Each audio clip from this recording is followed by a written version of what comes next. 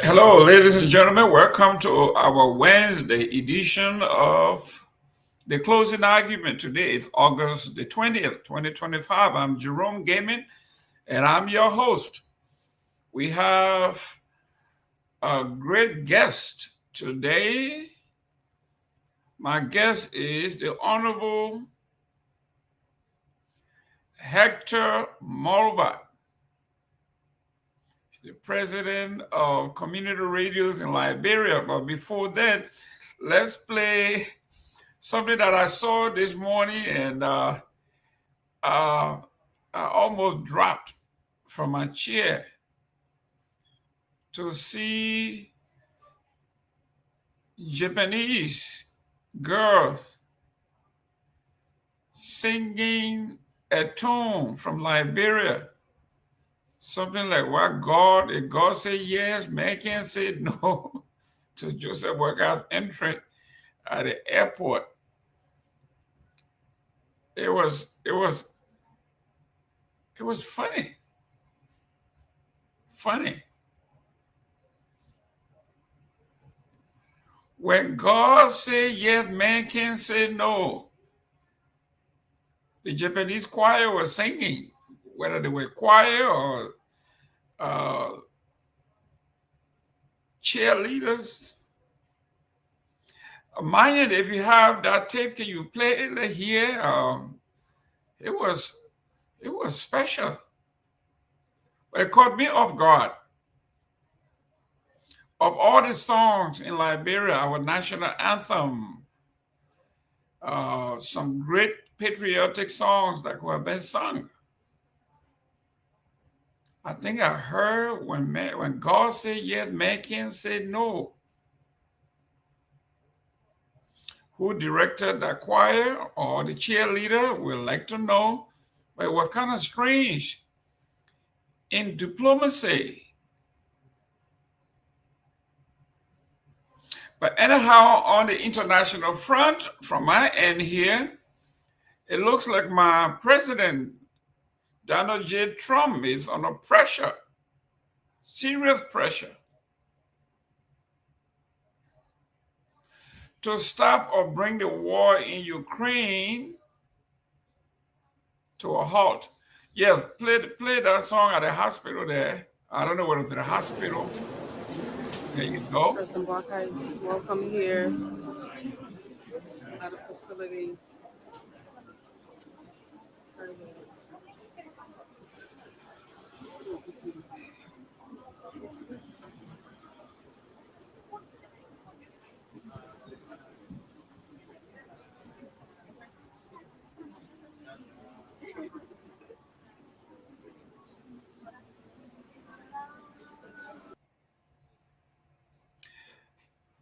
In one of those videos, they were singing, when God says yes, man can't say no.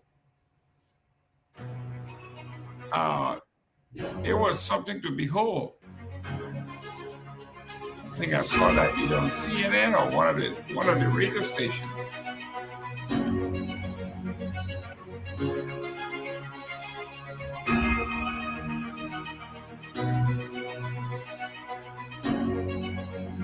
I guess this particular clip is coming from the executive mansion.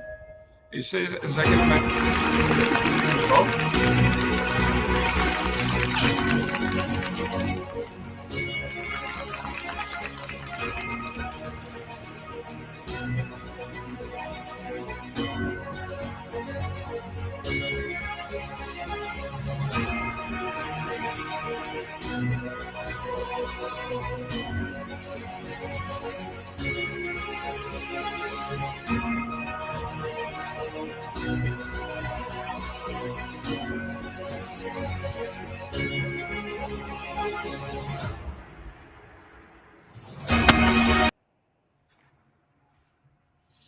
Okay, let me welcome Mr. Samson Masere.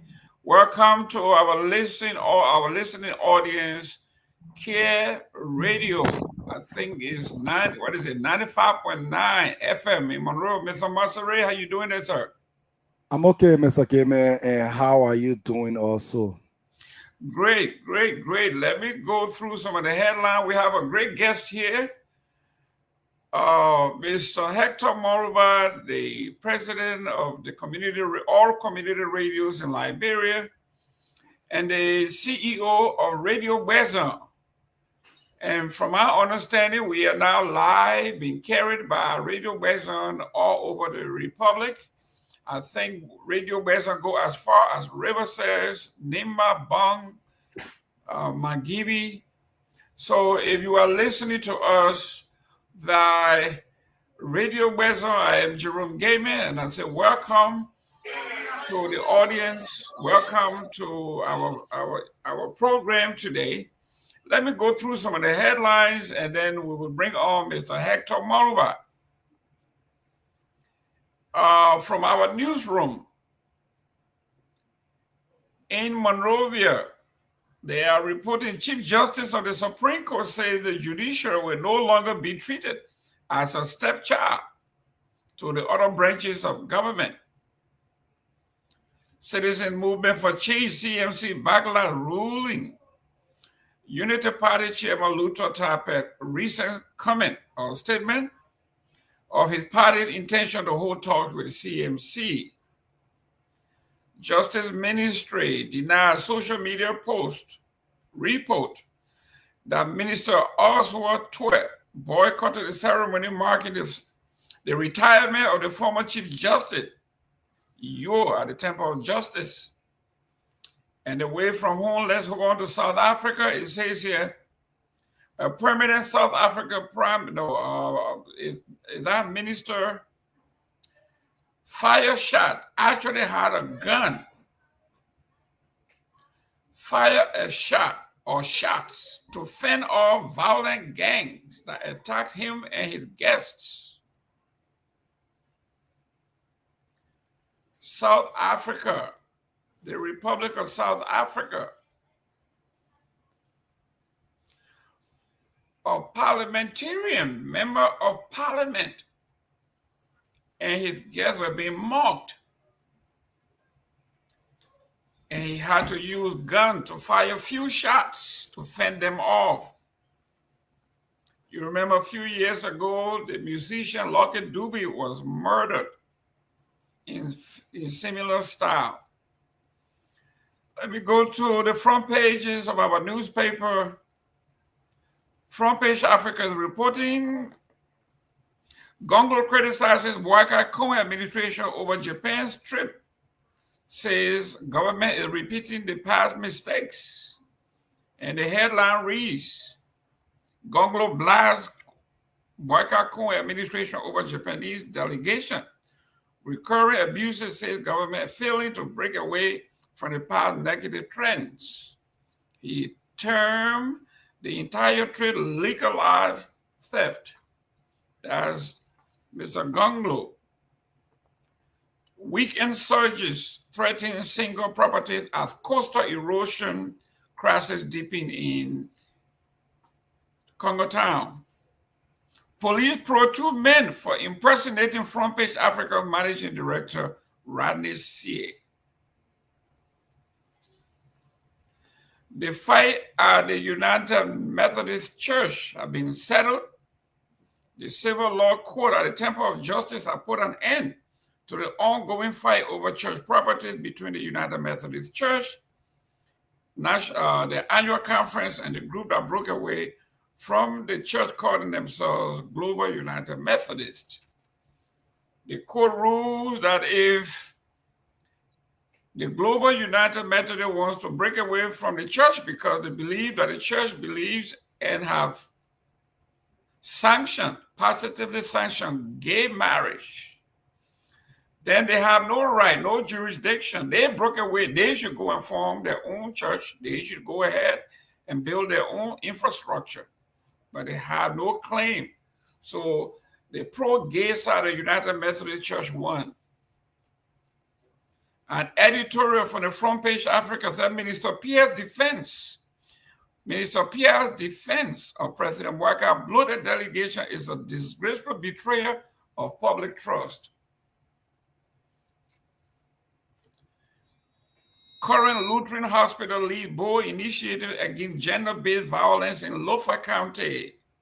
That's from Zozo. Current Lutheran hospital in Lofa is leading a growing effort to combat gender-based violence in Lofa County through a dedicated program to provide free treatment, survivor support, and widespread community education. Civil society pushes back as GSD demand transparency in Liberia drug crisis. In the wake of the ongoing fight against drug abuse, a civil society organization, Global Action for Sustainable Development, has called on the national government for key documents marking references to the Freedom of Information Act.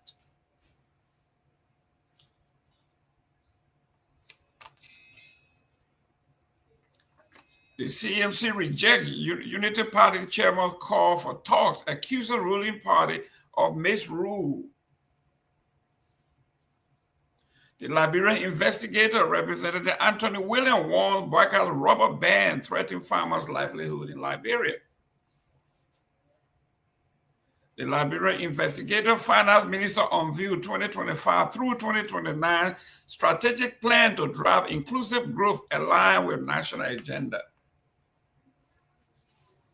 And this one is very, very curious and very important. They say EPA to crack down on noise pollution. I have interest in this one because we've been talking about this for years. This was published August 2025. Liberia Environmental Protection Agency, EPA, is taking on two major environmental challenges, launching a nationwide crackdown on noise pollution and advancing the country's first climate change law. Speaking Tuesday at the Ministry of Information's regular press briefing, EPA's Executive Director, Dr. Emmanuel Ure Yakpawolo, announced new measures to control the widespread use of loudspeakers in churches, mosques, neighborhood clubs, funeral homes, and other city streets. Hello?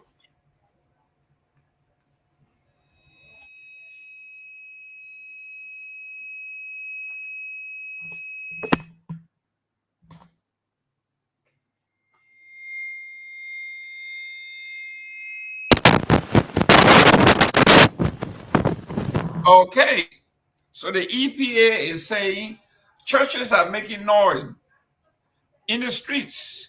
Every corner you go, either a mosque, a church, some Holy Ghost, some prophet, making noise in the morning, all times of the night. This one, the government has a point. You cannot do that. So here we are. Finally, the Press Union of Liberia deplores legal representation for journalists facing criminal charges in Riverset.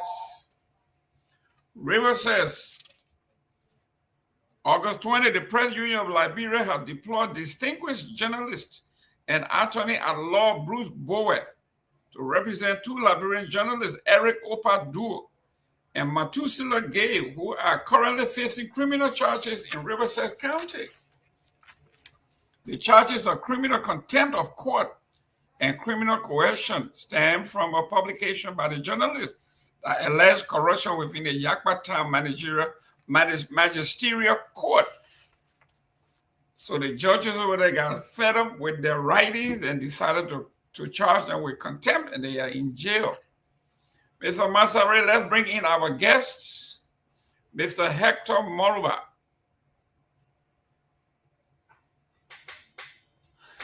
I don't think he's backstage. He's not backstage? Not yet. He's not backstage. Okay, let me make sure because he just called. And hopefully he has the link.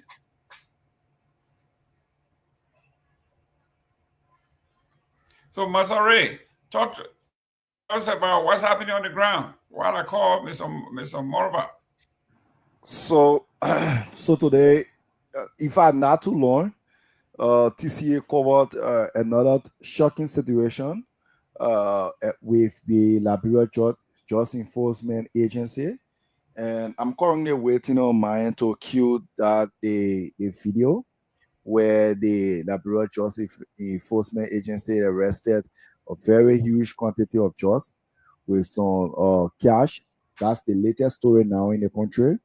And then they had a press conference. So I'm currently waiting on mine.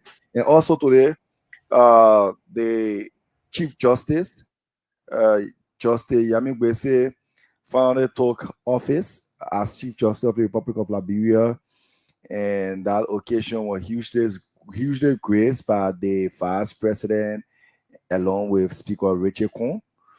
And not to stop there, also today, we saw Honorable DJ Blue, Bernard Bensi Blue, putting up a vision 2030 for District 17, and on how he want his district to be. Mr. Gayman, you get me? It seems. Also today, we saw DJ Blue, Bernard Benson, putting up a blueprint concerning his district development. And also on today, we also followed the, let me see, let me check my phone. So the citizen movement for change to also decline. The Unity Party chairman, Reverend Luther Tappert, claimed that the Unity Party is open to negotiation, or that the CMC is open to negotiation with the government. And the Justice Minister as well denied allegation of not attending former Chief Justice Siane Yo farewell ceremony. And today, President Boakat, that's the latest story so far from Japan, away from whom President Joseph Yuma Boakat. So I want to get a video of the president. Make sure you check in the back when our guests come on. All right, I think so. The guest is there. Let me see. Okay, great. The guest is at the backstage.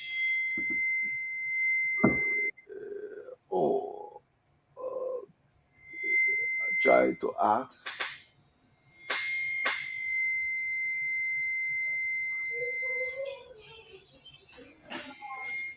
See what I can have.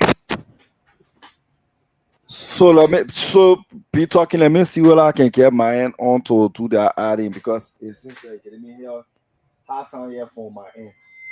Okay, bring the guest on, and then later on you can play the video.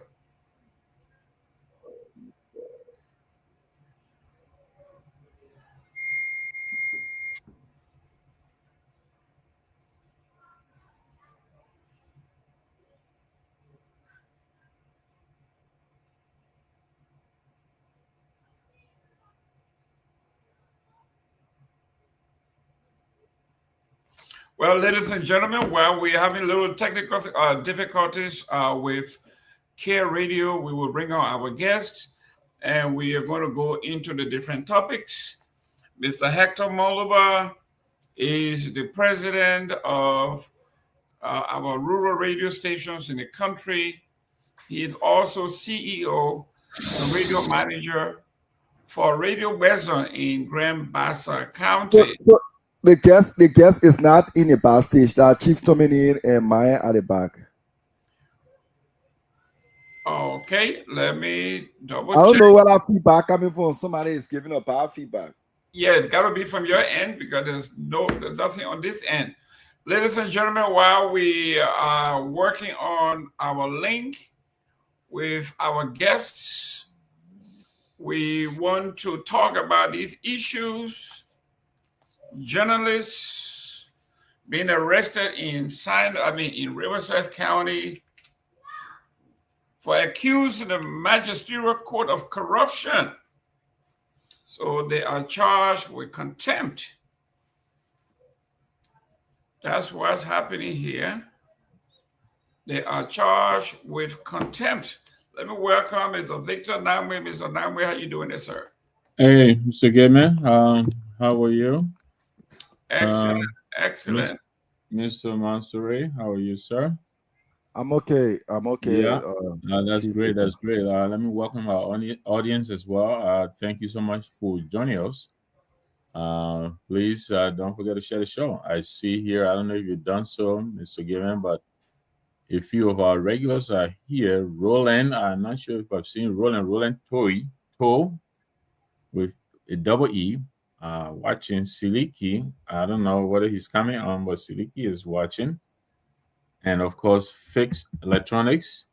Thanks for being a faithful partner on this joining. Jeremiah Kule is also watching. I'd like to say welcome, and all others who are watching. Thanks for tuning in. Jeremiah Kule is watching us from Mississippi Street, Greenville, Sano County. You got to mention where they call him from, man. That's right. That's right. From Greenville, Sano County. Greenville, yeah. That's correct. Yeah. And I watched a video recently about a beautiful city in Sino called, I think it's Kentucky. Yeah, the southeast, for some reason they also have a lot of the southeast southern USA cities. Mississippi, right. Yeah, Kentucky. Let me welcome our guest, Mr. Hector Moroba. Mr. Hector Moroba is joining us from the port city of Buchanan. Mr. Moroba, I think you need a little more light, but it's all right. Yeah, sure. Your background is a little dark. We'd like to see you, but welcome to the show and welcome. Thank you, sir. Thank you for the invitation. Excellent. With me are Mr. Victor Nagbe and Samson Masere. But before we go further, let me welcome our audience, our people joining us by way of Radio Bezon, the largest radio station in Buchanan, Grand Bassa County. Mr. Hector Mora, tell a little bit about Radio Bezon and how big, how great, what is your wavelength? Okay, so Radio Bezon is a community radio station established in 2004, and we cover the entire Grand Bassa, the entire River Seas, a significant portion of Nagbe, Bon, and Nima counties. Excellent. Mr. Nagbe, that's a huge audience there. That's a range you want to be a part of. It is. That's a huge range. And Mr. Malva, welcome to the set. And let's welcome your audience in Radioland as well. I'm sure they're listening to you. They are, sir. Thanks a lot. Yeah. Great, ladies and gentlemen, if you're just joining the show, this is the closing argument. Our Wednesday edition today is August the 20th. I'm Jerome Gayman. I will be your host. Our special guest is Honorable Hector Moroba. Hector Moroba is the president of the Liberian Community Radio. He will tell a little bit about that. And he's also the CEO and station manager for Radio Bezon, the largest and the oldest radio station in Liberia, actually, that served the entire Grand Bassa County, the entire River Seas, a significant portion of Nagbe, Bon, and Nimba. So if you are in Radio Land, we are in good hands. This is the closing argument where we discuss current issues affecting our country. Important folks come out to tell us what is it that they are doing, what's happening. And we are fortunate to have Mr. Hector Moroba as our guest. Mr. Moroba, introduce yourself. Who are you and what is it that you do? I know you wear several hats.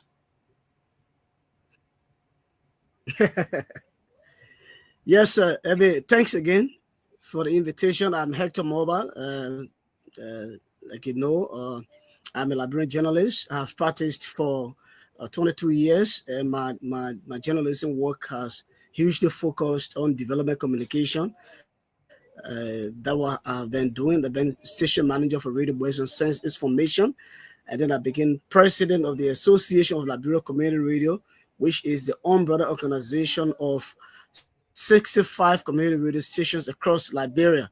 I am the president. I'm serving my second term. I became president 2018 for 4 years. My 4 years and I sought re-election. I was re-elected by my colleagues, and so that's what I do. And basically, the association, like I said, is the model.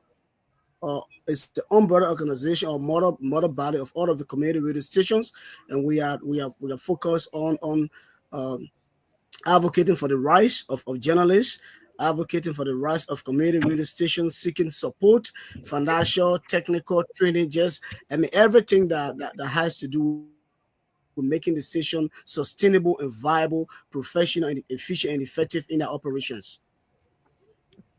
Wow. So tell a little bit about Radio Bezo. I know you said they were Okay, founded. Radio Boyzone 2014. Sorry, 2004. Okay. How did that come about? 4. Okay. Okay, so Radio Boyzone, we started as group of amateur journalists, group of young men who were curious about engaging into broadcast with the objective of providing our people of Basa with communication. And then the modern war in 2004 disrupted our broadcast activities. But then by that time we were called Love FM. It was owned and operated by LCM. So when the war came and that station was disrupted and destabilized, we again thought to do our own as young people in this time for the community, because you had the Warren fashion model invader ground Basa County. So we thought to do our own as young people in this time for the community. So we again started Well, it looks like we are having some technical difficulties in his studio. Network problem in Liberia as usual. So you can see he's frozen, but the importance of community radio, Mr. Nagbe, across the country. When you talk about communication, people talk about the big stations in the urban areas. But like you said, in all 15 counties, they have all the rural radio stations that depend on either rebroadcast or relaying. And it is true that the folks outside of Monrovia, Buchanan, Greenville, the big cities, they get informed. So this is a very important arm of our communication network that most people take for granted. These are the guys who are actually in the trenches. I don't know if you have any radio station where you come from, what part of the country you come from, in the Barobo area. I know they have branches there. I was going to ask him about community radio stations in those areas. Right. Yes. Of late, when I was growing up there, we didn't have a radio station. We were all listening to ELBC and ELWA. But of late, there is a radio station now that is, a local radio station. I know that because every now and then, we have to find a way, to keep the lights burning. So I'm aware of that. I'm just not sure which radios, which network they're affiliated with. I'm going to assume probably the government, like ELBC or so. But there is one. Yeah. Okay. But I see Mr. Morba, Morba are is you back back? with us. Yes, I'm back, sir. Sorry for the network issue. Okay, you want to continue, or you want to go find another time to go to the studio in Monrovia? No, I can continue. Okay. Well, you were giving us a history of Radio West on how they came into be from Love FM to where it is. Continue from there. Yeah, so as I said, after the invasion, the model that Warren fashion model invaded Grand Bassa County, there was no medium of communication as it relates to radio. So we group ourselves as professional young men.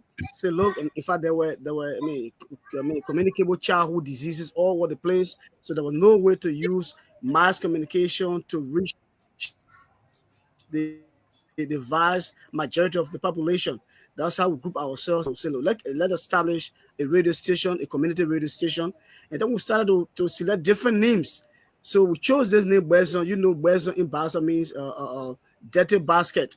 And again, there was this belief that nothing good came to Bahasa, especially in Buchanan City, in Bwezon City, that would stay. So we're going to use this name, Bwezon, as a challenge. Since they say when it is Bwezon, it means nothing good comes to stay. We name this station Bwezon, and this station will stay. And that was the motive. That was our conviction behind the name Bwezon. And since that station was established with the name Radio Bwezon, it has succeeded. It has helped several other radio stations to grow in Bahasa and across the country. So that's how Radio Bwezon actually started. It came out as a convention, as a belief of young people who wanted to see mass communication. Spreading information of communication, development, peace, and reconciliation to the people of Bahasa and far beyond. Excellent. Ladies and gentlemen, if you are just joining us, my guest here is Mr. Hector Maloba. Hector Maloba is the CEO and manager of Radio Bwezon and president of community radios in Liberia. Radio Bwezon covers the entire Grand Bassa County, Riverside, significant portions of Magibi, Bong, and Nimba County. So the range is huge. Mr. Maloba, tell us a little bit about your qualifications. I heard you graduated recently from Cottonton. Yes, sir. I hold a BSc in mass communication and public administration, and a master's in public personnel administration.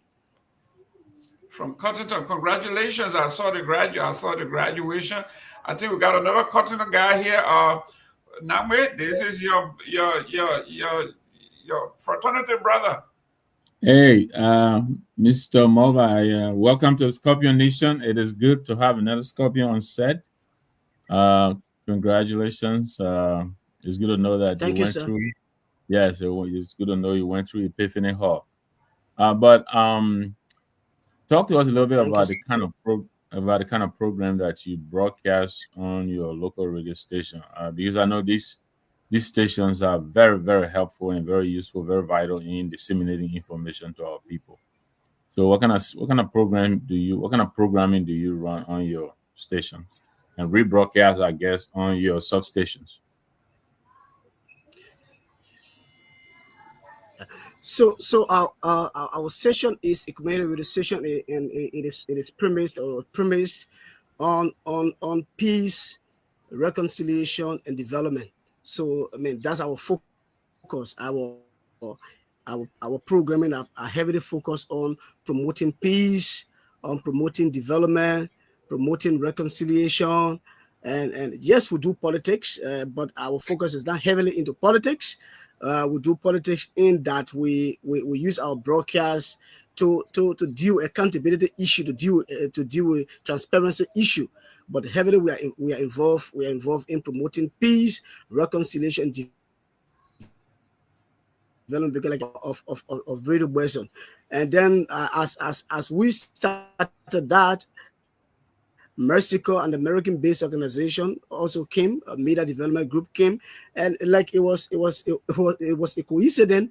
They took him with the same idea that the essence of community radio station is to promote peace, to promote development, and to promote reconciliation. So from Radio Bwezon, Mercico, the issue about promoting peace, reconciliation, and development spreads across the country. So this now becomes the focus of every community radio station in Liberia. Yes, we would deal with other issues, but our focus is on peace, promoting the peace, promoting reconciliation, promoting development, and amplifying and magnifying Liberia cultural heritage. Most of our cultural programs are culturally related. Like we deal with traditional music. It could be gospel music. It could be the secular song. But everything just community based, community oriented. Okay, let's talk about the different counties. How do you reach your audience? Because it looks like we know for a fact that everybody doesn't speak the Queen's language. how do you reach those places, those corners where English is not spoken, primarily spoken? On Radio Boson, we have, apart from the Bassa vernacular, which is widely, listened to and spoken data in Bassa, we have 11 additional dollars on our program. So we have $12. You'll be surprised to know that we have the Fountain people who are also in Buchanan. They have a program on Radio Boson. We have the Fuda people, who are not from Liberia. I mean, you could say that way. They also have a program. So we try as much as possible to reach every sector of our community, because again, we are an information channel. So if you let one sector of the community out and they are not being informed, anything that happened to that sector, it will affect the rest of the community or the rest of the sectors. So I mean, our programming is inclusive and is tailored, and all of these different dollars, their programs are tailored in line with Radio Boson objective, promoting the peace, promoting reconciliation, promoting development. And that's how all of the different vernaculars or the different dollars tailor that program after Radio Boson programming. How do you get sponsorship? Who sponsors you? How do you keep all the radio stations afloat? What you talking about, Radio Boson as a station, or no, we're talking about community radio stations? We talk about the Liberia community radio that you're representing. You say they all over the country. How do these radio stations sustain themselves? Are you sponsored individually, or how does it work? Well, individually, I mean, there have been a lot of trainings, and they're one of the areas we focus on. Aliko, that's one of the areas of concern.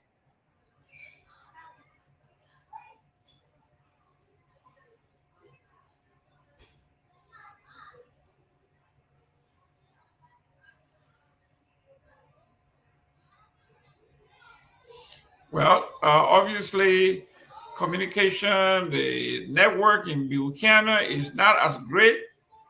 And Mr. Hector Moloba is freezing, continually freezing. Mr. Nagbe, we have been, when I got to Liberia in 2003, right after the peace accords were signed, one of the major information deficit was how Mr. Jack Klein gets information from the UN to the rest of the nation.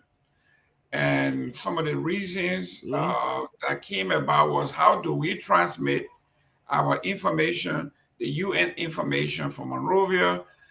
They had Radio Veritas, they had UN Radio, but besides those major ones, I think Radio Veritas was the Catholic network, and then the UN Radio. But then how do you go from there to the rural areas? And the community radio system came into being. And they began to broadcast in basically all the vernaculars in Liberia. So if you didn't speak English and you spoke Mandingo, you had your means of communicating with your folks through the local radio stations. If you spoke Kra, you spoke Gisi, that's how it went. So, Mr. Moroba, how if I wanted to open or I operated a community radio in Foya or in Vanjima, how do I get going, and how do I get sponsorship?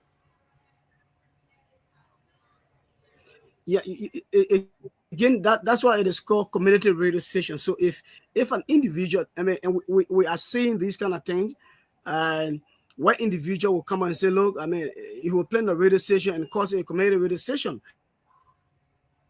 But community radio stations have clearly defined objectives. I mean, there are criteria before you can be called a community radio station. There are criteria that you have to fit into those criteria. So you can't just come and say, this is a community radio station. That's why we have up to 87, community radio stations. But by definition of Aliko and standard definition, we have in our membership 65. Those 65 are the stations that fit into the standard definition of community radio. However, there are individuals who open a radio station in the area, and because they know community radio stations are popular and people center kind of way of communication. They will come and say, look, there's a community radio station. But the people know the true radio station because, like I said, there are criteria, kind of defined criteria. So again, a true community radio station is sponsored by the community. If you say you are a community radio station, you belong to the community. We have something we call the community radio station is for the people, by the people, and of the people. Like we say, democracy. So once it is a community radio station and situated in a community, the community should be able to provide some level of support to that community radio station.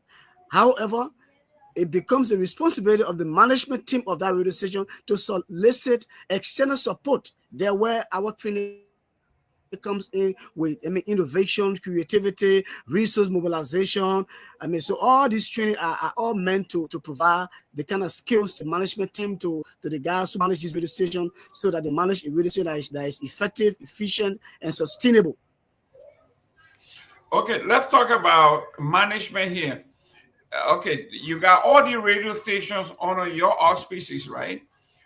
Tell us what is the criteria to becoming officially recognized as a community radio station, and what are the criteria? What happens if I broke your rule? Do you have a governing body that can suspend, expel, revoke? Are licenses involved?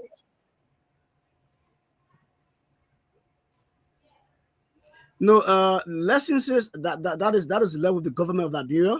You have different agencies of government that are responsible for these things. So LTA, the Liberia Telecommunication Authority, is responsible to provide license. The Ministry of Information is responsible to provide permit. Okay, so that's how it works. So our own is we just provide oversight, and what we can do is, if you violate or you went against any of our criteria or policies or regulations, we can suspend you. Based on the gravity, we can expel you as a member of ALICO. But the criteria of a community radio station is it should be situated in a particular community. You must have a board of advisors, and the board of advisors should be comprised of the different stakeholders, the different sectors. You got to.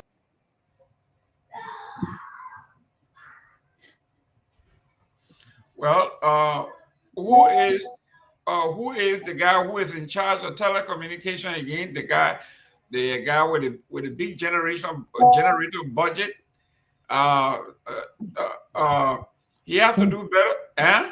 Fagan? No. The LTA guy. Oh, not Abdullah Kamara anymore. But the guy with the $3,600 generator fee, they have to do as much Patrick Hunter. Patrick Hunter has to do. Yeah.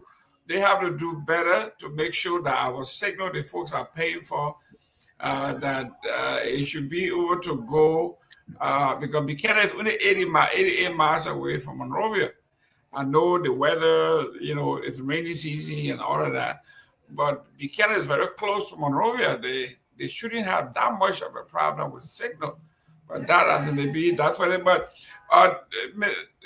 Masare, we are talking about, is your radio station fall within the community radio as we speak, or how your radio station, Kia Radio, will be classified? You are muted.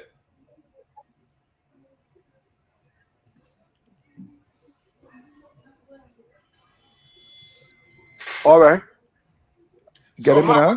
Yes. How will Care Radio be classified? Is it a community radio station, or what category will you fall under? No, Kia Radio is not a community radio station. Kia Radio is among the Monrovia-based radio station, and I think the community radio station are smaller institution radio station that are situated in rural Liberia. They call it rural broadcasting. I think Mr. Hilton Mobile Kevin, he is live inside the Bay. So they have the rural broadcast institution where you find the RPG, Radio Cantor, and all these small radio stations, man, that are in a rural area. In fact, UFN also have their rural broadcasting system in Seleke PA, and they also get one, if I'm not mistaken, in Greenchide. But Kia is not a community radio station, in that category. Okay, Mr. Hector Molba, tell us what are the radio stations? Let's say Care Radio, Truth FM, OK FM. Why aren't those people considered rural community radio stations? Why they are not?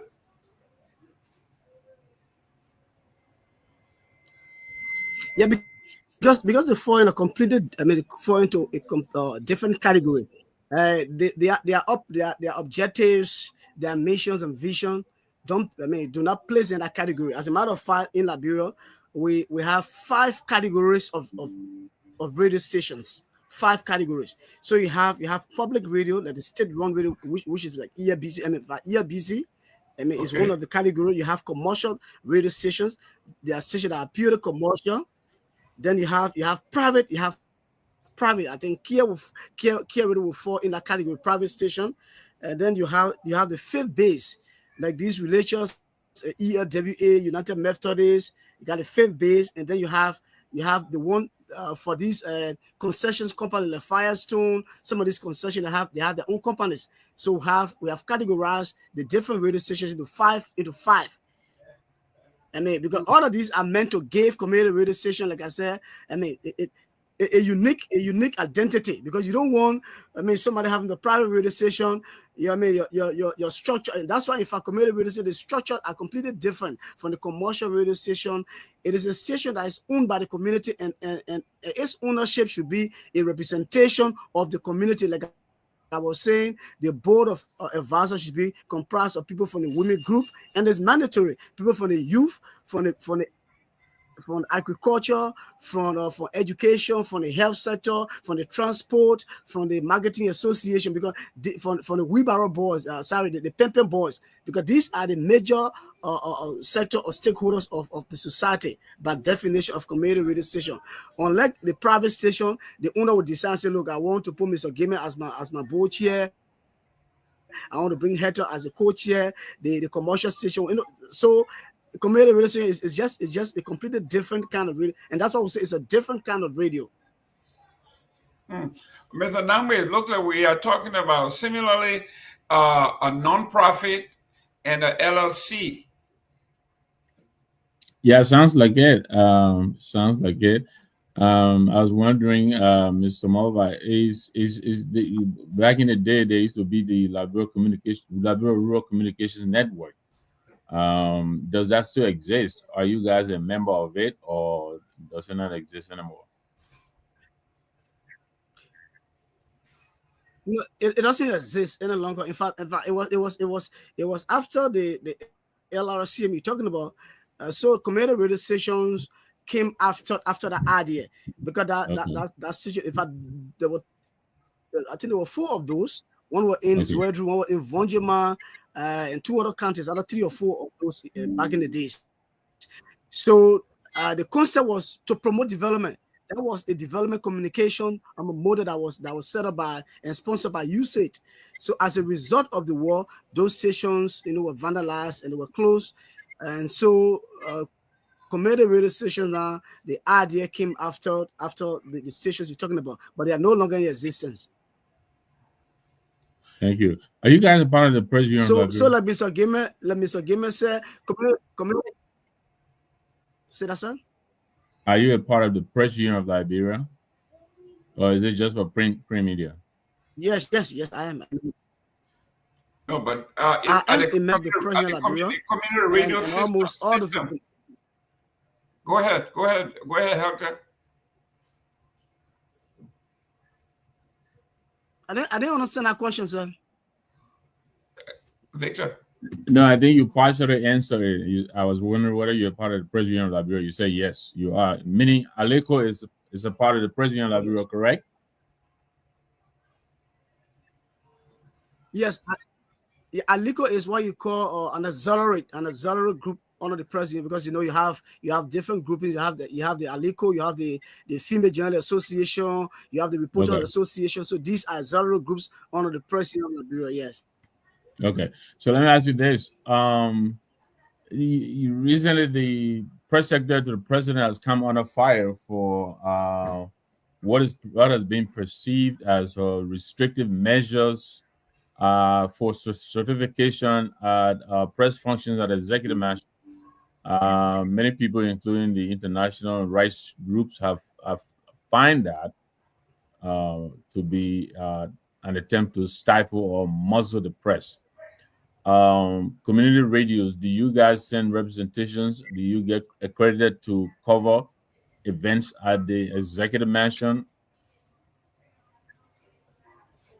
No, not at all. We've proffered that on many occasions, but they don't. The only time they consider community radio stations is during election time, because the community radio station, these stations reach vast majority of Liberian people, as a Absolutely. matter of fact. And I'm So surprised hearing once that the from you. second So election, are you they saying come to are you saying they are you come. saying the government of Liberia is not utilizing you guys at all? Or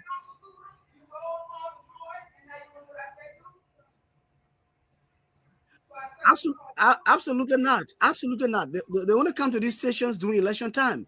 I mean, right. they don't. I mean, all of their functions, all of their functions, their major functions, they exclude the community radio stations, and it is not that they exclude. What I know is, and what they normally do, they will include these radio stations if it is budget allotment. They will make these allotment and include community radio stations. But then, in actual sense, there will be no representation. But then, where does the money go? So that's the kind of game they play, and we know this. We know this game. But like I said, because we are a unique kind of body, we don't want to be running after government and people see like you are being compromised. So we just let them be. And Alico as an institution, we look for donors. We solicit funding from donors, and not necessarily the government. Wow. Let me work on the chief. Tomalin George, King George I. George, I was compelled to invite Mr. Hector Molova. A few months ago, you were on here. You were pleading that we have to find a way to reach the Liberian people, the actual people, to explain and create an avenue to allay their fears and their plight. So here is Mr. Moroba, who is in charge of the whole country community radio, and he's admitting here that even though the government do a lot of money in the budget for community radio, but that money doesn't reach them, and they don't call them to the executive mansion. But when it's time for election, then they are inundated. So, Tomalin, this is your man. You were keen on getting the message out to our people in the rural area outside of Monrovia. Hector is here. He is the general of that particular group of radio stations that do not get called to the executive mansion. They're like a dump truck. They build the executive mansion, but they're not allowed to pass in front of it. Your take, sir. Mr. Gayman, let me say thank you. Let me say That's it. thank you. And also, welcome to Mr. Morba, Mr. Nagbe. Good to see you again. What's up, Chief? Our audience, those who are watching on YouTube, on Facebook, and listening to this show in your car, in the comfort of your home. There are lots of people who watch this show. They're not reflected in numbers, but if you combine those who listen to the program in their cars, in their home, on the radio, on YouTube, I just got some high profile person there asking for the Bluetooth link. I just sent it to the person. The question they wanted the names to be saying on the platform, but no problem. But let me say something. Zamoba, it's good to see you, and we're happy that you can be part of the closing argument platform tonight. The press is one of the institution one of the organizations that people, most politicians and national leaders fear most, even in the country we are, in America. See Trump, in the press fighting every day. They're fighting, and that's why he's the only president I've seen in modern times that engages the press every day. Almost every day, Trump is having some stuff with the press. When he walking on Air Force to Air Force One, he traveling, he will stop. Even when he on his flight, he have a place on Air Force One that he was tough with the price and so forth. Back in the days when the Liberian government, the presidency, when they're traveling, they had a press corps that travels with the president. You saw all these guys, T. Makuno, all these people from the various, they had the executive mansion press corps. And I was asking somebody today, I said, who did talk to Japan? They said, nobody. I mean, maybe the BS person, an auto carrier, but that's not how it works. And the press should be that counterpart of the government, in a sense that it helps to promote the government messages and policies, you know.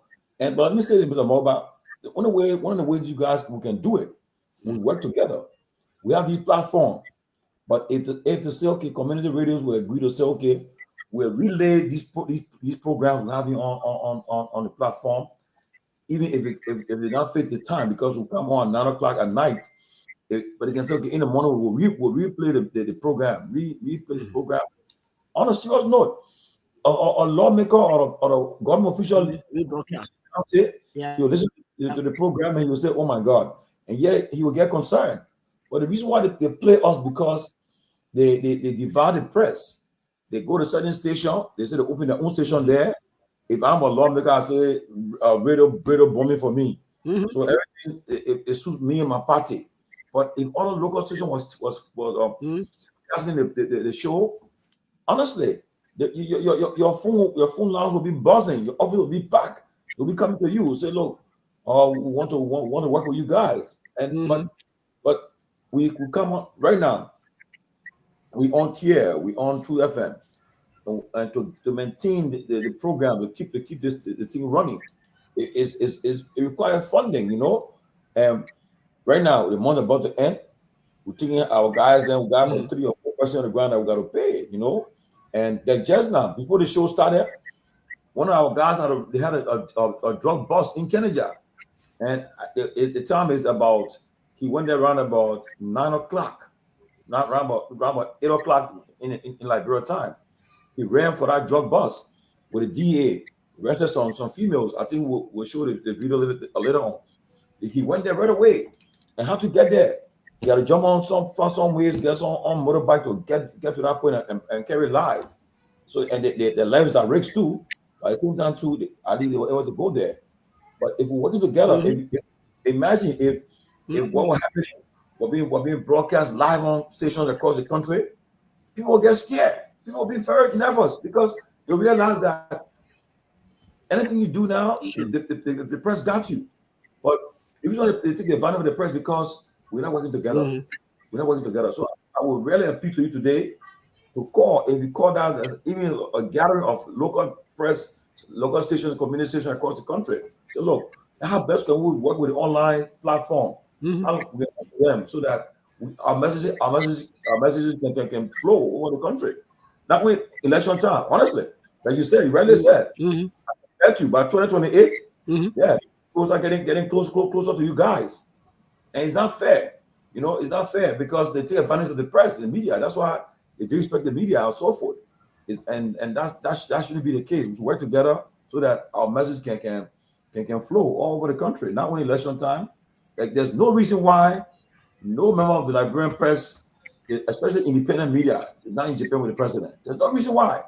And mind you got an executive mansion press corps. And you tell me you carry none of these people over there, none of them travel to Japan. I mean, is that it's so and I'm better to go there or what? President is on the way to the United Nations General Assembly next month. And I can tell you, they will take selected journalists again. It's the one that will be promotional for them, and they will take them and put them on that plane and bring them to America and for the UN Assembly. It shouldn't be the case. So you know where the president did go to China? To 30 persons. I didn't tell the journalists were in China recently. Government took care of them. Okay, but it should not be. I mean, like tonight, like today, one of the boys, the boy who put for spoon for the executive mansion, the boy is on the way to Sweden today for school. That boy hustled his own way to get out of the country. He hustled away. He had to travel with the president anywhere. So the boy realized the opportunity came away. He hustled his way, got a scholarship, and he's on the way to Sweden today. It shouldn't be that way. So I hope, Mr. Moba, during your second term, we can work together and do something so that we have this connection, so that when the program is simulcast on local stations, it helps the station too, because people listen to that station and they can also make an appeal for assistance from the people.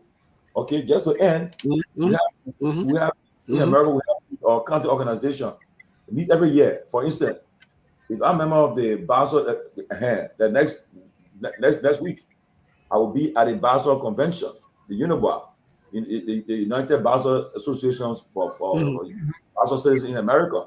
And who is the guest speaker? The President Pro-Tem of the Liberian Senate. She'll be the guest speaker there. She'll be our guest speaker at a convention in Pennsylvania. Okay? And honestly, you think she should have brought one or two persons from Radio West and say, let's travel to the States and go? But people, we gotta get serious and work together. People respect us. Great. Hector, I want to let the folks know that through my instrumentality, he came and he had a fellowship with a National Public NPR. Very good. I brought him here. He had a fellowship with NPR. That's great. He also had some training with the CDC, not the Congress. We're talking about the CDC here, where they did disaster training. They did major disaster training like earthquake and all of that. So he did disaster management. Yeah. So Hector Moluba has been privileged. Yeah, disaster management public. That's correct. So he has done that. The former superintendent of Grand Bassa County is watching Julia Duncan Cassell. There she goes. She says she's following. When you mentioned the formation of the of Radio Western, you said there were a group of guys. Were women involved, or just? I think we're having a problem with our technical team there. Go ahead. Women were involved. We had two women involved at the time. Women were involved. Okay, but give them credit. Acknowledge them. Who are these women? Yeah. Okay, so we had at the time, we had Hannah Amakotu, we had Esther Smith, and we had one more other lady. I can't remember. We had 3 women. So the board was comprised of 9 persons. So we had 6 men and 3 women. Excellent. Now let's talk about the different vernacular, right? Let's say people in Nimba that don't speak English. How do you guys reach out to them? Or people in Lofa, people in Bond County? How do you guys relay? How do you work to get the information to these folks? And so this is the uniqueness of the community radio station sector. You want to say almost every district now in Liberia has a community radio. So take for instance, Lofa has 8 community radio stations. Lofa so if alone. you are in Foya, the community radio station that is in Foya radio, Lofa alone has 8. Yes, Lofa has 8. Grand Bassa now has 10. Yeah. Wow. So Okay. so the station in Foya will deal with the vernaculars and in that community. Bani, take for example, Kisi, and Mende and those kind of things. So you get to Nima. Nima has up to 14. I think it should be 14, 16. On our database, we have 14 for Nima, but it should be more than that because there are other stations, there are private stations that are there too. So every community now in Liberia, every district, as a matter of fact, has a community radio. So information, you have in Bassa, you have 4 in Buchanan, you have in district 3, like you have 2. In fact, you have 3. In district 2, you have 2. In district 4, you have 1. So the station spread across every district in Liberia. So and that's what make communication very easy now. So no matter what we do for major program, that we network like this. When you're talking about, we network, call our members together. So we have this major press conference of this major engagement coming. So we want all of the stations to network and link. So then we link, and that message goes across the entire country. So through the community radio station, communication network is providing access to information to our people. Our people have maximum access to information. Honorable George, we are talking about, he says, every district, I think there are 73 districts in the country, right? Is that 73, Hector? Yeah.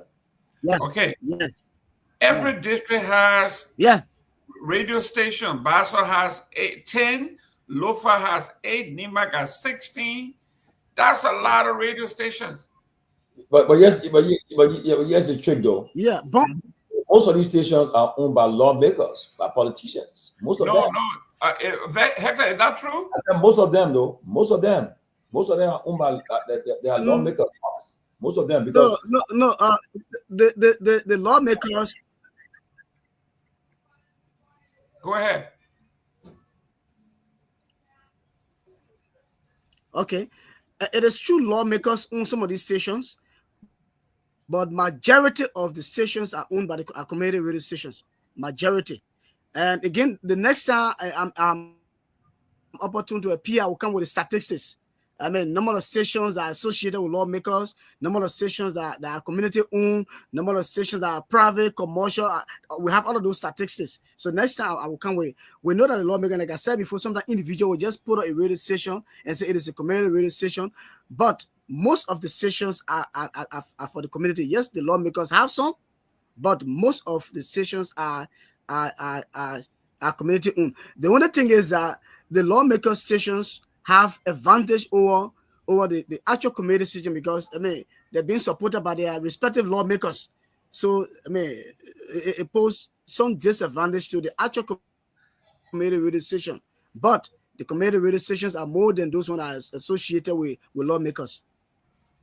So Hector, talk to us. What usually happens to the radio station owned by the politician when they are no longer in power? And there where the deception is, sometimes the station breaks down, or the way they will come now and turn it over to the community. This station are building, but now I'm not a lawmaker again, so I now turn it over to the community, and also it becomes a community radio station. That's what they normally do.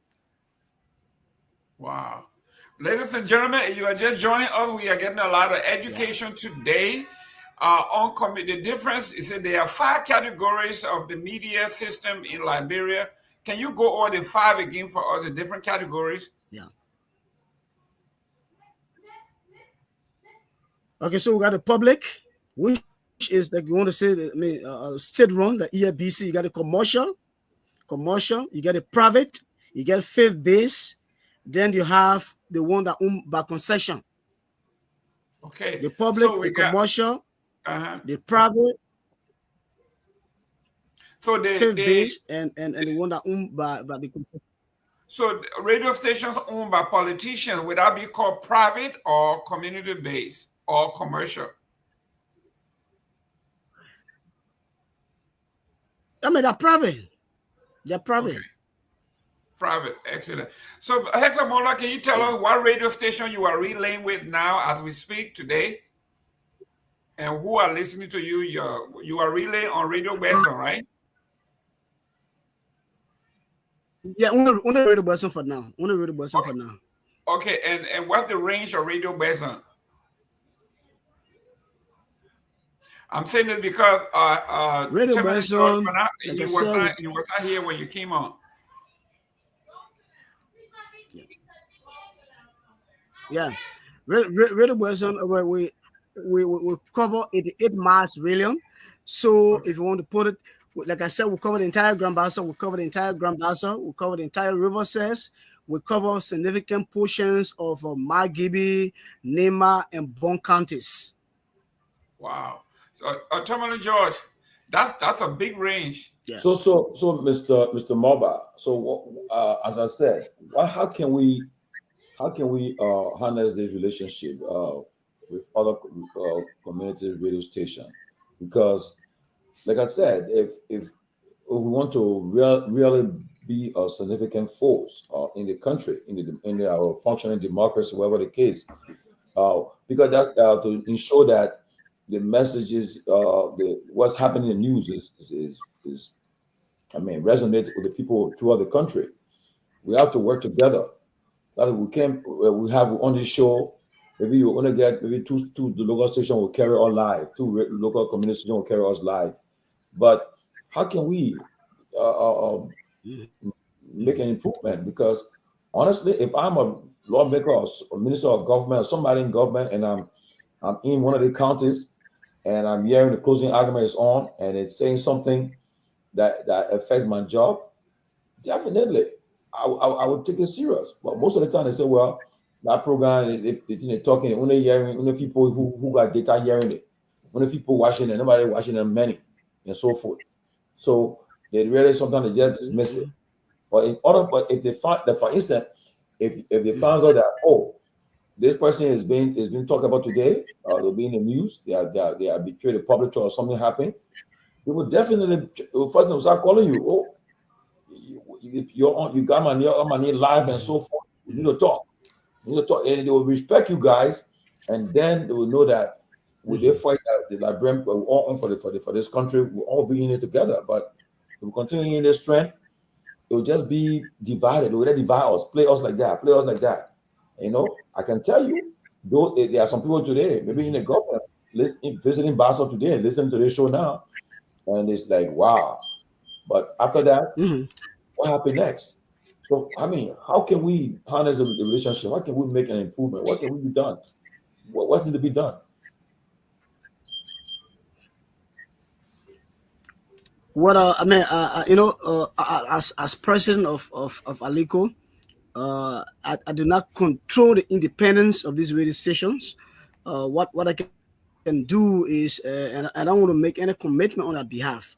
I know the possibility exists, or the possibility will exist for these kind of collaborations, but I don't want to speak to much of a collaboration. With the one I manage, I can speak to that because I'm the manager for that. So again, it's a community radio. It's not a station I own, but given the importance of your platform, the kind of messaging you have on your platform, I can have some authority with radio person to say, look, we can immediately start relaying this program.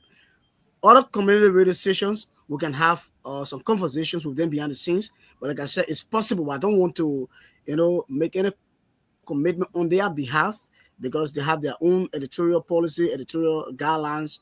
So we need to. But these conversations, can extend, and it will be possible for collaboration. There are positive sounds of collaboration. I can assure you. But I don't want to make any commitment on their behalf until I can speak with them individually.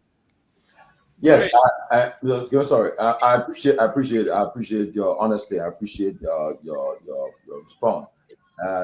Maybe the Gayman, we can maybe establish some WhatsApp chat room with him, with the community registration folks, and we can start discussion from there, and perhaps we can see what happens, because we see what happened in the country. The country now, everybody's playing each other. I heard something about the protest, the drug protest, the problem among them already. I heard something going on. I don't know what's going on, but these are things that people need to know.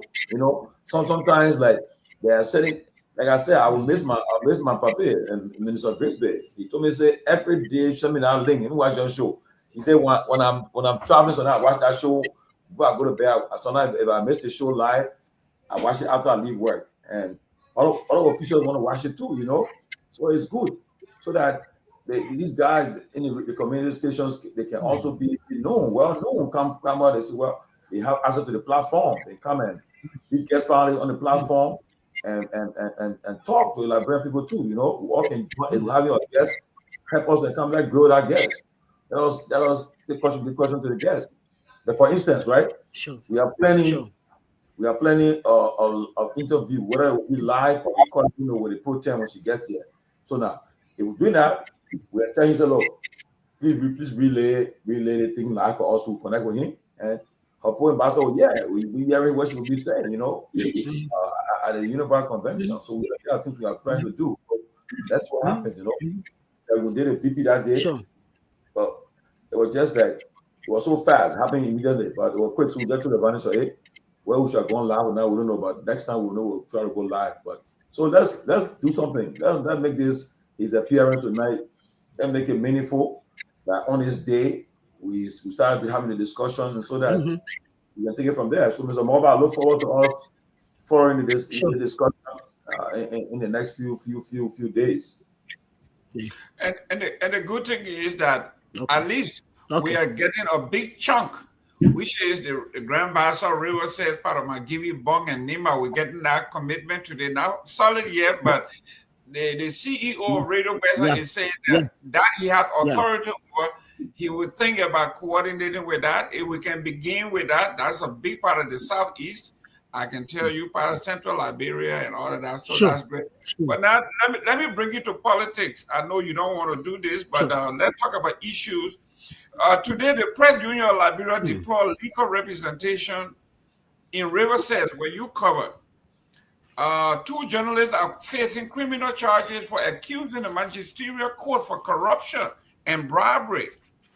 It says here the charges of criminal contempt of court and criminal coercion stem from a publication by the journalists that alleged corruption within the Yakba Town magisterial court. Specific claim of bribery and controversial release of a police officer that was allegedly arrested with narcotics, importing drugs into the country. A police officer. And he guys investigated journalists. So in addressing the situation, the PUL President Julia Konuba emphasized the union's strong commitment to ensuring the journalists' freedom from the criminal charges, expressing gratitude, and they are sending attorney at law and journalist Bowie to take on the case. Your take on this, and are you reporting on this major case that journalists that have evidence against corruption, police officer transporting narcotics, arrested and released? So these boys are on it now. They are now being arrested for contempt of court. How your radio station taking this? Yes, in fact, we issued a statement. The moment it came out, we condemn their arrest and incarceration. We condemn it in the strongest term. And PUL is the biggest media body, and they have picked it up too. And the sad thing is, and we hope that something can come out. You know, Liberia is a country where we do not afraid of our own. We are not afraid of our own legal system. We are not afraid of our own rules, our regulations. We always want to be afraid of foreign authority. I'm saying this to say people get afraid when they are indicted by maybe the U.S. State Department or certain agency of the United States or other foreign bodies. It happened in Kakata when the superintendent then just went and she suspended a station manager of a community radio station. This is not a government station. It's not a private station. It's owned by the community. For a community radio station manager to be suspended, that suspension should be effected by the board of advisors. And these people are the one that represent the community. And I advise the superintendent that what you doing is wrong. I mean, she overlooked it. We wrote our report. We said, and you should forward that to the U.S. State Department. Today, her name is in that State Department report that she was coercing the media. Just what we told her yesterday. But on the ground, we don't respect our own authority. So I'm saying this to say that I hope that you said and other bodies could come back that will be making some of these reports, because as it stands, the authority on the ground will do nothing. Those guys will be released. Maybe after our pressure, they will be released, and the magistrate or the judge, whosoever, will go impunity. Will be walking in that place with flying colors. So it's too many of these things are around. you report on it, and it's like after 7 days the noise quiets down, and what comes out of it?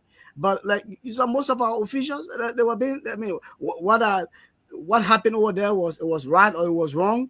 Everybody was shaking when they say, "Oh yeah, they come to indict the other official." Everybody shaking. So why is it that when they take an official to court, people can be shaking? So we hope that our legal system can be strengthened in a way that, you know, it becomes a hammer that will nail everybody's head, and not just for the ordinary people. That you just arrest a journalist, put him in jail because he's doing his job, you know, professionally. I mean, I'm not against journalists going to prison if I all. I mean, he did what is wrong. What is wrong if he did it? But now what the man is right is performing his professional duty, and you know that this man, but because Riverside is way in the corner, and you know it will take time for the news to come, or it will take time for other authority to go there. But this is the Liberia we have now, and that's why, like Mr. George is saying, these kind of platforms are good so that these messages spread across the country, and people get to know that you're doing something in River says, it can get to America, it can get to the UK, and some strong body can pick it up. It will not just be the regular Liberia thing, because you know the regular Liberia thing is just sometimes it weakens the system, it weakens people resolve to do how you want to do things, because you feel that you play your part and the other people don't care to play their part. So it just weakens resolve and everything. But we condemn it. Thank you, Mr. Nagbe. Yeah, thank you very much, Mr. Moba. You know, you know, it looks like this is all over the country, even in the Leeward side. But I wanted you to talk to us a little bit about the support that you get from the president of Liberia. Because quite frankly, whenever I think of the press union, and I'm sure many people do, I think in terms of, you know, the newspapers, print media. How much support do you enjoy from the press union of Liberia? I think we What lost. the president of Liberia, I mean, is strong and advocate. Yeah, the president of Liberia. What we enjoy is advocacy. Like you just listen to Mr. Gayman read the release from the president of Liberia. These are the kind of thing. I mean, the president of Liberia is involved with, like we too, like our group Aliko. You know, the president of Liberia itself doesn't have the kind of support. I mean, honestly, the PE itself is struggling for support, and all of us are around looking for support, looking for donor to support the president, for the president to support our group. But again, when it comes to advocacy, I mean, speaking on behalf of the speaking on behalf of journalists, advocating for the rights of journalists and radio stations, the PS is always effective.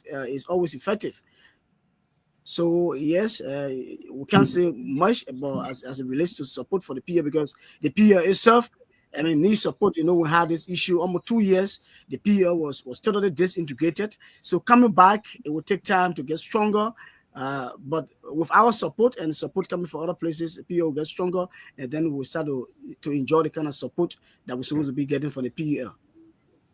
Has there been any president of the PUL coming out of the community radio, you know, community, local radio community? No, not yet, but we're working towards that. We are working towards that. Yes. Could you be the next we're working president? towards that. Could you be the next president of PUL? Right. No, sir. I mean, I'm off for different thing after my tenure. I'm off for different thing now. Okay, I've worked in this profession for, yeah, I've worked for, I mean, 20. Go ahead. No, I said I have worked as a journalist for the past 22 years. I mean, moving forward, I want to venture into other areas now. I mean, I think I played my part in the media. I'm looking out for other things now. Okay. You want to run for office?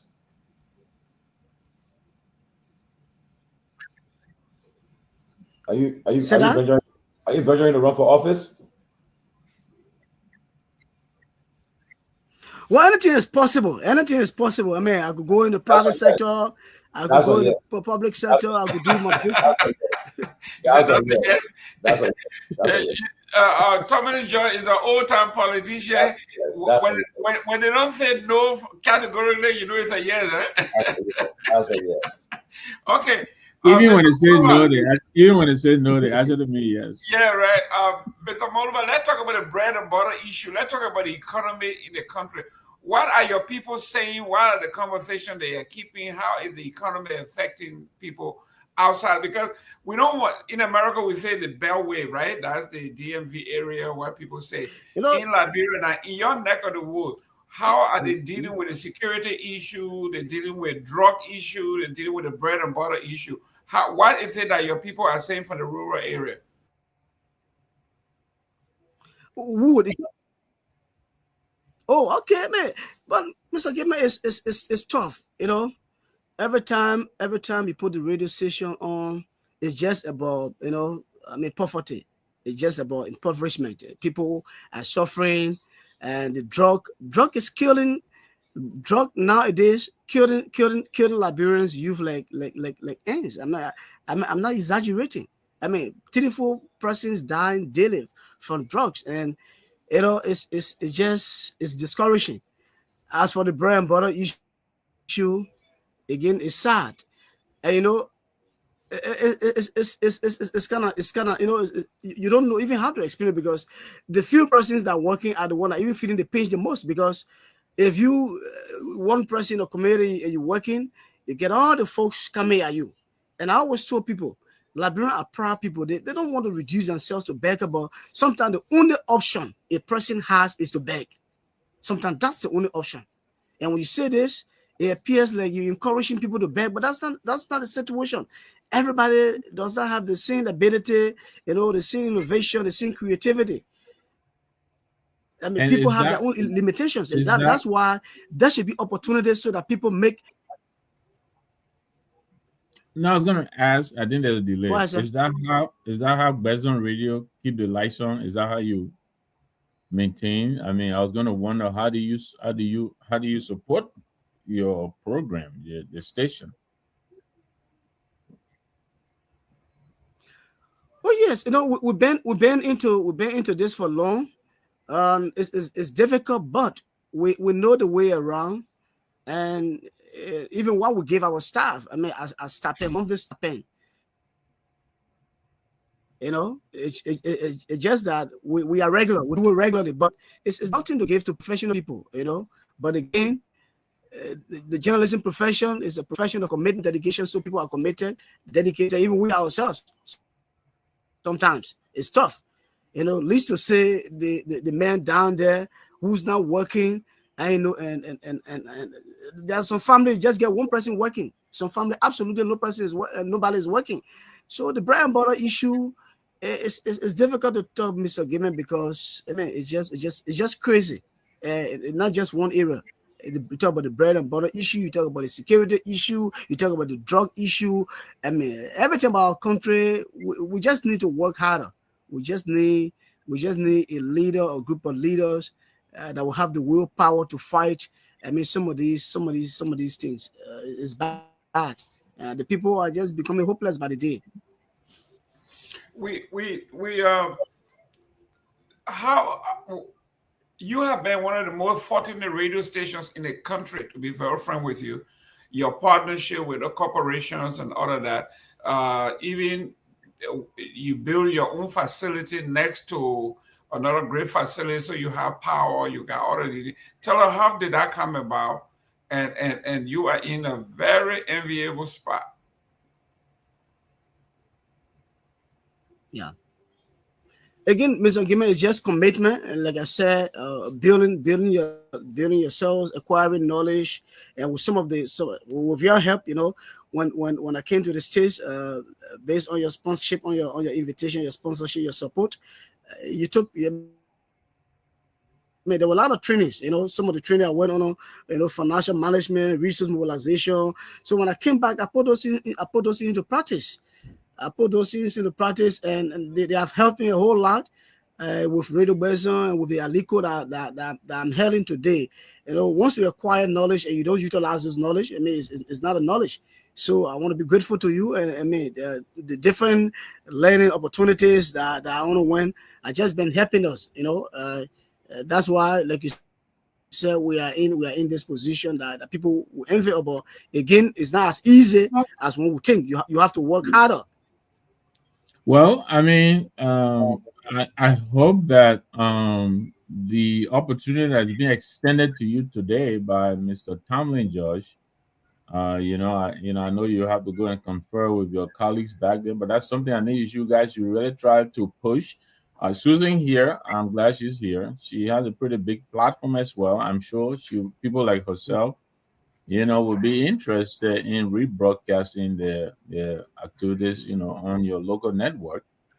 So I think you guys should try to look to these kinds of things. There are a lot of Liberians here now who are broadcasting on a range of different issues, some not even political at all. They have social grouping here. They have people who just do, health and education, people who just do social life, their whole life. So I think you guys should look to those and see if they can also help you generate some revenue.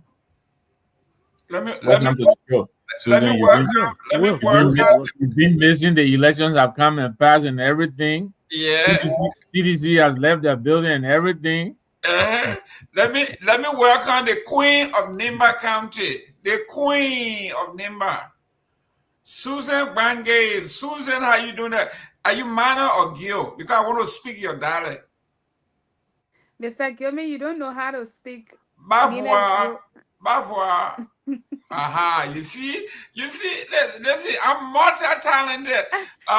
Ms. Morwa, our sister from Nimba County is here, and you just told me that Nimba County has one of the largest community radio stations, 16 actually. That is the one that's on your radar. You got covered of that. Yeah. Susan is from Nimba. She has a very big platform, and I think collaborating with the other smaller 16 radio station will do because her message goes wild, but it's not enough. We want to reach everybody in Nimba, everybody. So it would be great for her. Susan, welcome. We have Mr. Hector Morova here. He's the president of the Liberia Community Radio Association. They run all the non-commercial, religious, and the big one. They run the community radio station, managed, chaired by the people, community stakeholders. That's where they are, and they're in all 15 counties. So it's huge. Welcome to the show, Susan. Oh, thank you. Thank you I just left another platform. I said I have to go on the closing argument because this is where I don't know what I would say to Timley Josh and Dr. Peabody. Yeah, this is where, I received my first big invite. Okay. I know every time people say Susie has a big platform, but being here, Mr. Gilman, is a privilege. Sitting among men, intelligent men, it's a privilege. Imagine Mr. Gilman and Mr. Nagbe and Sylvester. That alone is a privilege. So I just want you guys to know, in as much as I have my big platform, I'm humble when I'm sitting among you guys here. All right? I'm humble and I feel. Thank you very much. And we are privileged to have you on. I listen to you. I follow your show. It is. You know what? I love you. Your skin is so thick. They can say everything about you, and one thing you give it right back to them. That's what I'm saying. That's it. But some people, you suck it right back to them. You don't let them get under your skin. So, Mr. Morvan, you got a lady here that is a female general or fighter. She won't back down from anybody. And whatever you do, don't mess with her CDC. She is a seditious to the core, but objectively, she goes after her own people. Like you do. You represent all the radio stations in the country, but you would tell the folks, you would tell what the people are feeling. Like you said, they are feeling the economy, they are feeling the security, the drug. Like you just announced, 3-4 people die now daily from drug overdose. Susan, that's bad. That's bad. Yeah. Susan, I mean, this is the man who is on the ground, community radio, so he is in the trenches. And he's saying the 4 is just what we can see. But the drug issue is getting bad. Susan, what is your take on this? Yeah. First of all, I want to say thank you for joining the show, Mr. Maluba. Um, it is sad to see our children, our brothers, our sisters, um, in the condition that we're seeing them in this at this moment. I try not to, add politics into the issue of drugs, which of course we have had others doing it. It's bad because when it comes to drugs, I think it's a national issues that we have to all focus on. And at this moment, because they said the Kush was not doing what it's doing right now. As you go on social media, you see the children on the ground. They're really suffocating for their lives. It's just a sad moment. And I reposted a video with beautiful young girls. The other girl, she spoke, she said that she graduated from high school. Can you imagine? And she could not believe that she found herself in the place that she found herself in. So these things are peer pressure. And the only thing we really need now is the government to really intervene. One cannot do it on their own. And the government intervention with the help of the citizens, that will help the drugs issue, Mr. Gilman, because the government needs to build a rehab.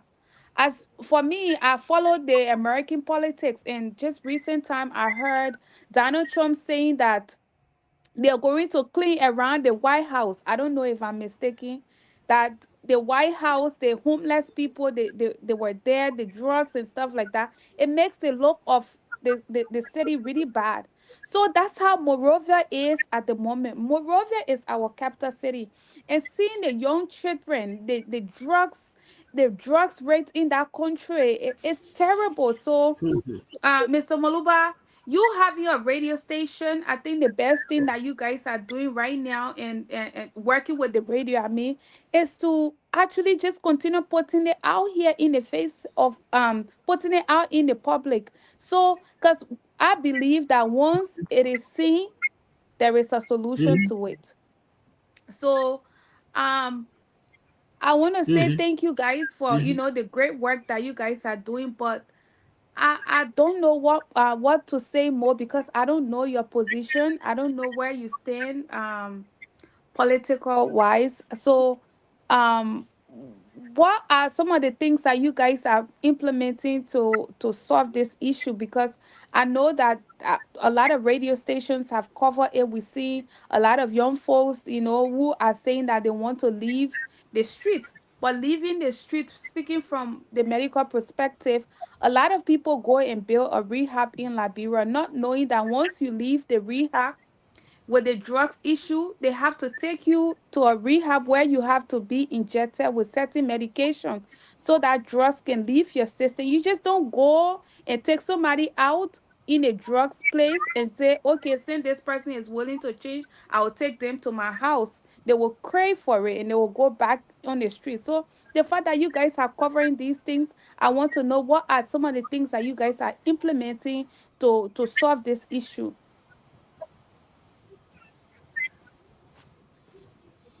Mr. Morva. Well, like you said, I mean, yes, sir. Our role is to just create the awareness, provide the education, and just, I mean, let the public know about the dangers that are associated with drugs. And we just always remind them, take those footage of some of their friends that have died as a result of these drugs. I mean, but it's sad to see human beings just dying like like cockroaches. I mean, and it's sad. So like I said, we as journalists can do more. What we can do is to provide the information, to provide the education, create the awareness about the dangers that are associated with drugs. That's what we can do, and also remind the authorities, those who have the power, to let them know that their citizens are dying, from drugs. We shouldn't be. And we got to be serious. We got to be serious. Now, all we can always say, to come and march in Monrovia, say no against drugs is not sufficient. I think places like RI and the different border points, we should tighten those places. I mean, there are a lot of ways. People who are assigned at those border points, the different border points, the different border areas, we need to really tighten those places and ensure that drugs don't come, because the more drugs continue to enter the country, the more people are going to die. So it's not, but you can't leave the border, you can't leave RIA, leave the CJ, you leave all the borders and come capital here. You say you're going to present petition to whom? It's a sad time, sad day. But all we can do is to keep creating the awareness. That's all we can do. Providing the education, providing the information. Nothing more we can do as communicators. So what education are you guys providing to them? Because going to the public. To the right now, as it stands. Yeah, go ahead. Go ahead. Oh, Hector, let me. I was saying, as it stands right now. Yes, sir. Okay, here they said the press union declared abuse of judicial power against journalists to intimidate journalists from reporting what is happening there.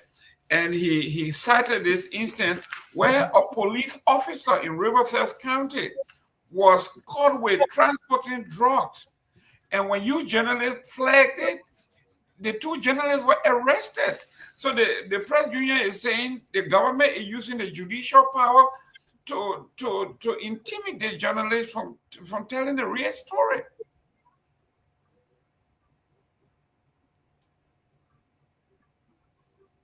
Hector. Yes, I mean, but again, you how far can you go? How far can the government go with this? You can't, because how many journalists in this country. So you put all of the journalists in prison because they're not going to stop. They're not going to stop. They'll report the hard truth. So, and that happened because, like I said, it's in Riverside. Riverside is a far off place, a little distant from Monrovia. But you can't easily do that in Buchanan. You can't easily do that in Monrovia. So the hard stories will be told. The hard truth will be told. It wouldn't be left on the carpet. As far as you can tell, Mr. Mova, this drug use problem, addiction, is as prevalent in the leeward side, in the interior, as it is, say, in Monrovia or in Buchanan, as far as you can tell? Oh yeah. Yes, everywhere. In fact, it's more even in the interior than you think about Monrovia. Yes. And as far as you know, there are no government sensitization programs running on any of your stations, as far as you know.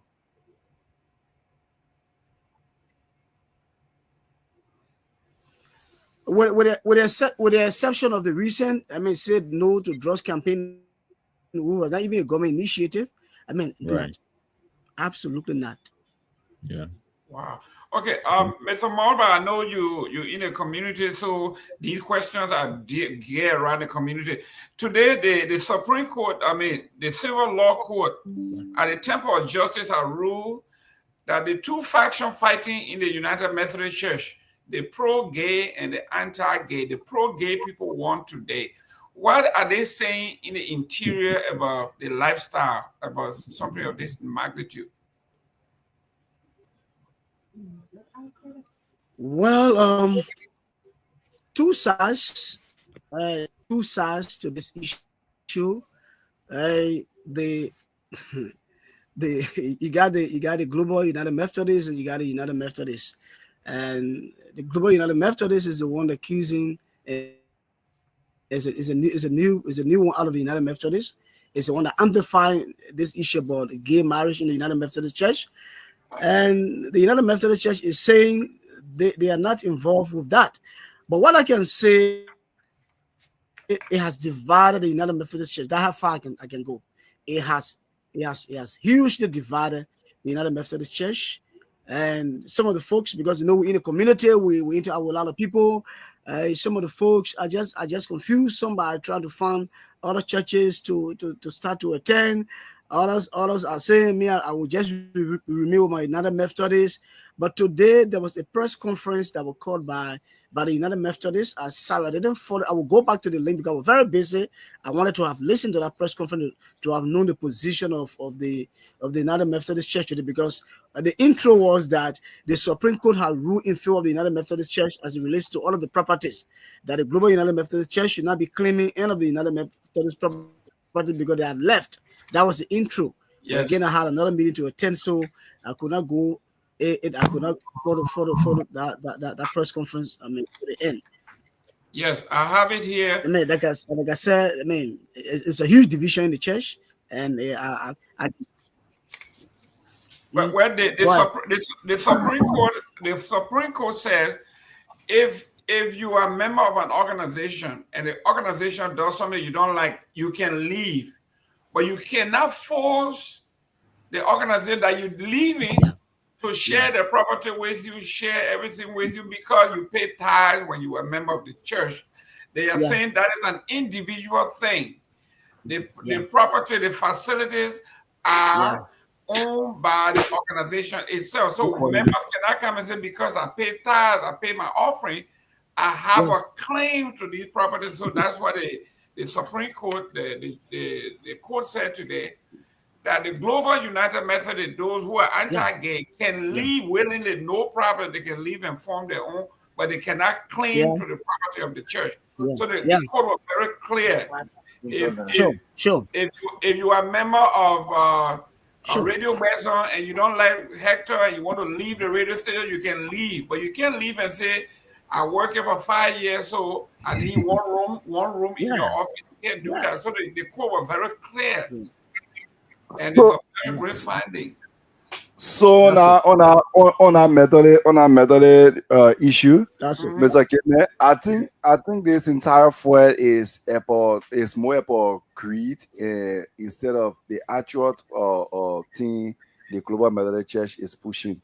So for me, I'm a United Methodist. I've been in the United Methodist Church since birth, and I also serve as vice president for the youth fellowship for Simafi United Methodist.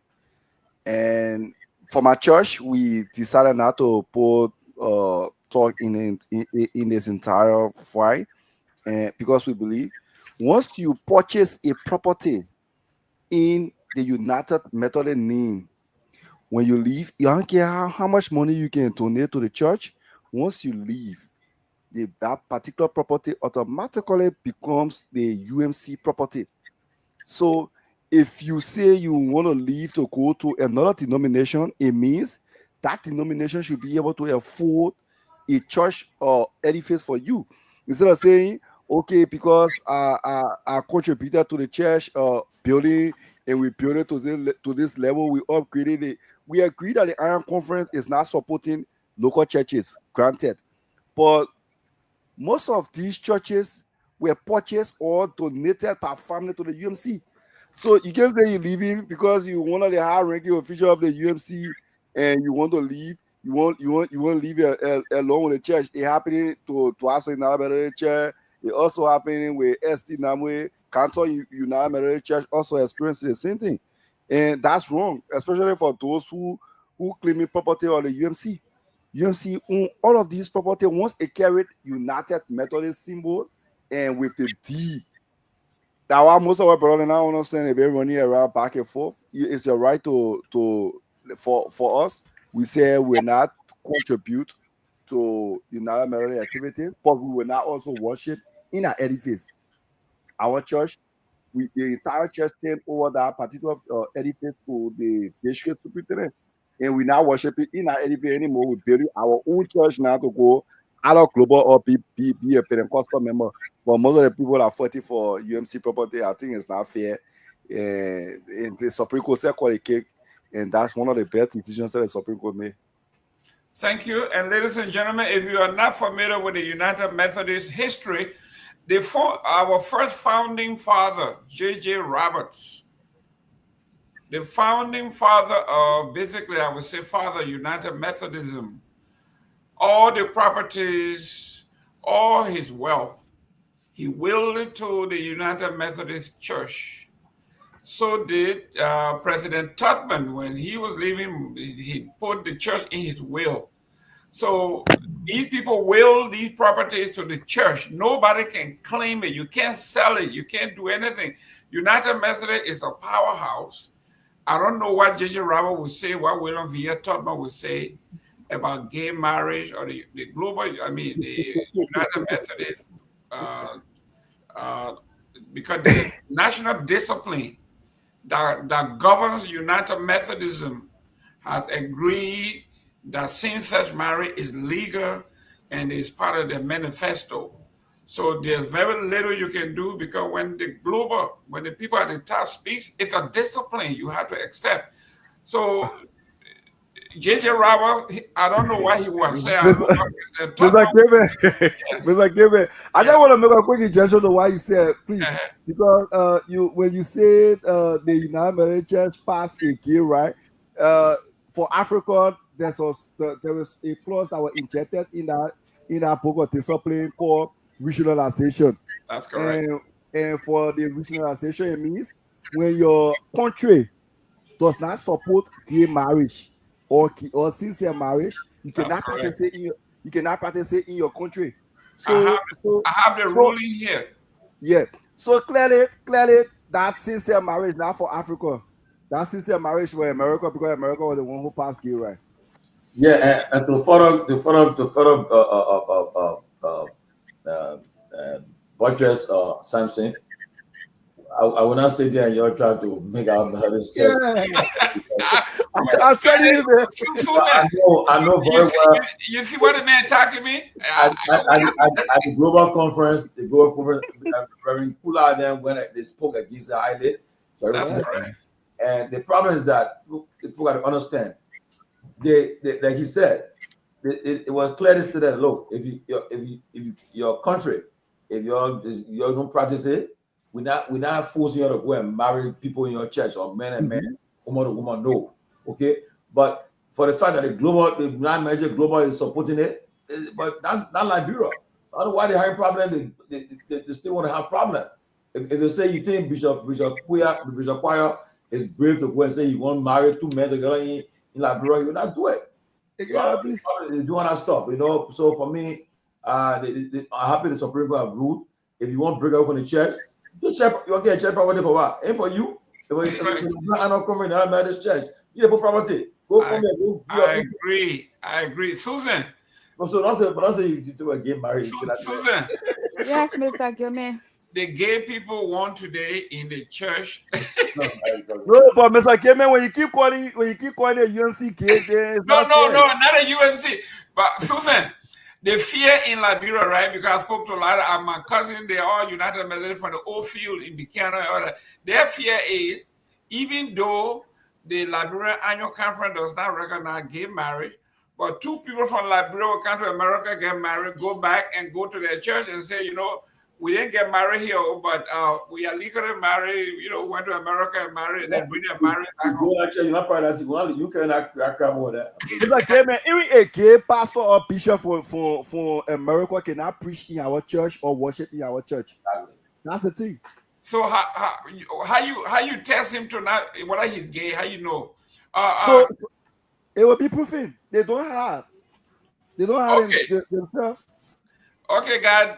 Switching to another great subject here. But the thing with the whole gay issue, the people in Liberia are still looking for food to eat. And then they want to be pushing all kinds of foolish agenda. There's too many things to focus on in Liberia. Do you know a gay lifestyle, a gay man, what it requires? You need to be on medication, that expensive lifestyle over there. You're living like looking for food to eat. Hector, lifestyle. You have to be eating certain food. You gotta be on certain medication. The people can just toss some BBT. They're not supposed to take. I think what happening in the church, there's some type of propaganda running over there. That's what I think. And I mean, Liberia, we have a lot to focus on than to just focus on. The country has committed so much sin. We've gone through 14 years of civil war, babies that were murdered, the things are in that country, the nation still needs to be prayed for. And then here we are talking about gay and stuff like that. I don't know. I don't know where the poor won't take the country, but gay lifestyle comes with a lot of things. It's an expensive lifestyle. So my people, you're focused on something more important. I don't like to talk into this topic because this I don't like it. Yeah, man.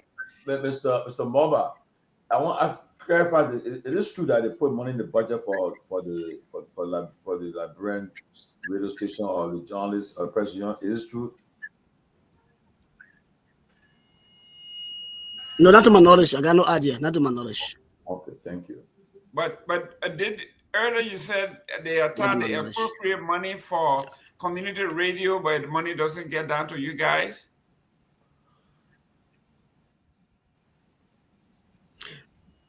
What I was saying, sometimes I was saying when they have these programs, like maybe they're having a program for journalists to gather, or maybe say for press conference, a major government event to cover. So what they would do, they will include all these radio stations. They will include all these radio stations, community radio station, Monrovia base. But then when they get the money, then they exclude this community radio station, only do Monrovia base stations. Then the money for the community radio station remain with them. Wow. Oh, wow. Okay, let's go to our last topic here, Honorable George. It says here, the economy deeply hit by, no, this one is by the gentleman from Honorable Gongloe says here that what's happening in this administration is legalized theft. That's how, I just dropped something in the chat room when you get a chance. Maybe we can spend 5 minutes or so on it too before we close out. Okay. He said, this one is funny before I go to the legalized theft. I don't know if you can see these guys. You see these two guys right here, Honorable George and Nagbe? You see these two guys? Yeah. Who are they? They are impersonating Rodney C. Oh. do they look anything like Rodney C? For true? Yeah. This is carried by Front Page Africa, and it says here, police probe 2 men for impersonating Front Page Africa Managing Editor General Rodney C. The Liberian National Police have launched an investigation into 2 men accused of impersonating Front Page Africa Managing Editor Rodney C. in a scheme to extract money from government officials, permanent citizens, and businesses around the country. How does this face look like Rodney C? Sorry. So that front page we put him away? Yes. Oh, really? Today, 20? Wow. Yes. So I mean, this is unbelievable. These guys are going around the country, and not only are they doing the regular people, but they're extorting money. They're calling government officials, telling them, I got something on you. You need to pay X amount of money, or we'll go with your story. How's it rough? Okay. Then the editorial for Front Page Africa says Minister Pierre's defense of President Bouakar's bloated delegation is a disgraceful betrayal of public trust. That's the editorial today. So when Joseph Bouakar campaigned for the presidency in 2023, his message was unmistakable that Liberia needed not just a change in leadership, but a fundamental transformation in how government serves its people. His rescue mission mantra was rooted in premises of discipline, accountability, and a clean break from the excesses of the past, particularly the extravagance and fiscal recklessness of George Weah's administration. Bouakar promised to lead with humility and integrity, to restore decency to the governance, and to ensure that public resources will be used for public good, not political tourism. Today, that promise is hanging by a thread. The news that President Mbeka had led a massive government delegation of more than 23 individuals, with the number possibly ballooning to over 40, to the 9 Tokyo International Conference on African Development, TCAF9 in Japan, is not just disappointing, it is shameful, it is hypocritical, and it is a slap in the face of every Liberian who trusted him to lead differently. Even worse is the response from the Ministry of Information, Jerolinka Pierre, who rather than acknowledging the troubling contradiction, chose to defend the indefensible. His dismissive remark only deepened the public sense of betrayal. This is the editorial, and it's a long one from the Front Page Africa. Their disappointment and the hypocrisy, they are saying it is not only a betrayal, but it's a disgrace. Chief George, I know this is something that you may not want to talk about, but it made the front page of the paper. Is an editorial, and we have to give it a light of the day. Mr. Gayman, the issue about what is being discussed. I mean, I think we're still playing lip service. We're taking it for a joke. I think we're not serious as a country. Until we can get serious, as I told you just before we came on the show, our guys, our TCA boys, and they had a rush to Kenija.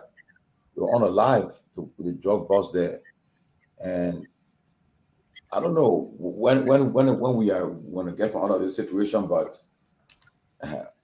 until the leaders of the country put seriousness to it, we'll just be in this cycle, and that's why the role of the journalists in Liberia is very important.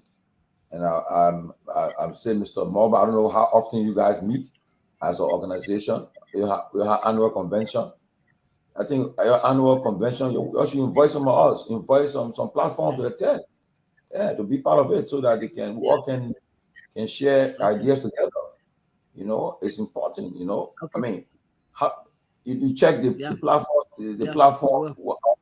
I was talking to our aide of the former president, Madam Salif, and she said, "Your platform, then how did you see women on your platform?" That's why I gave credit to Susan, to Sarah, and those for them who take the time to come out, to come out on these platforms to take their time. And Susan now, I think is getting early morning in her where she is. Mm-hmm. So she should be sleeping, but I mean, she's working tonight. She should be sleeping for work, but yet still she found time to come out, And Sarah would have been Sarah not to work, and that's what happened. And I know we're on a call yesterday, and Ben Sanvee was saying something. He said, somebody said, "Oh, somebody invited me to come on the platform, but who come and go there before they can go after me?" But then he said, "But you're in position recently, or in top position, and now we expect to be talking." Susan, Sarah, when they were not even part of the thing, you should come forward to get involved, to talk. Hopefully we just hire our first female reporter on the ground, and she's from what I think she will do. She'll be a good pick for us, because they are people who go out there and come forward. But it's heightening that we talk about this thing all day and only stop on the platform. That's why it's important. Mr. Moba, I will re-emphasize, you guys play a major role, because the politics is not only in Monrovia, it's in the rural areas. That's why you want to vote county. And if these things are we are simulcast on the local community station, the people, these things, they take it serious. And one thing we also talk about too, for our mothers, our aunties who can only listen to the vernacular. How can we put this thing in the vernacular to tell them, so after the show finish, it's okay, Let me tell you in manner what the people were saying on that show for the last 2 hours. They summarized it in 5 minutes. They tell people what was saying. Say one man they called Mr. John Brown. He said the money intended for your country here, for the hospital, the school. They had the money. So Chairman Bailey said something. He said they did the audit in the legislature. People will run after the law because they will run after them because the kind of stealing that the people do over there is no joke. That's why you see when it comes to election time, everybody is fighting right now. Watch the space. We're in 2025, right? Almost in 2026. By end of next year, you'll see them getting closer to the very platform now. Watch it. They will say, "Give me where it takes for me to appear on that show, please." I want a message to go. Those are calling, and that's why I love the platform. Nobody here, their views are set as sanctioned. No, if you hear something you thought like before I came on the show, one of my beginning from Rwanda called me and said, he gave me some news. I said, again, that means that I can't bring her on the station here. If I bring her, it will be a bubble show in the whole country. They'll say, so at the beginning, I can't tell that one. And I want that for me to talk.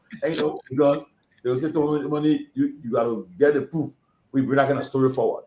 But so I pray that we can work together and let's do something better. But right now, the way we're going, I don't think we are winning the war, winning the battle.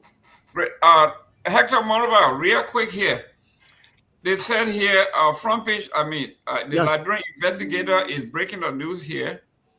It said they say no to drug campaign launched as a grassroots movement to combat substance abuse is now embroiled in an internal power struggle after one of its legitimate formation person have registered the business, got a business certification August the 12th, 2025 by the Liberian Business Registry, lists the organization as a non-profit under the name Say No to Drugs.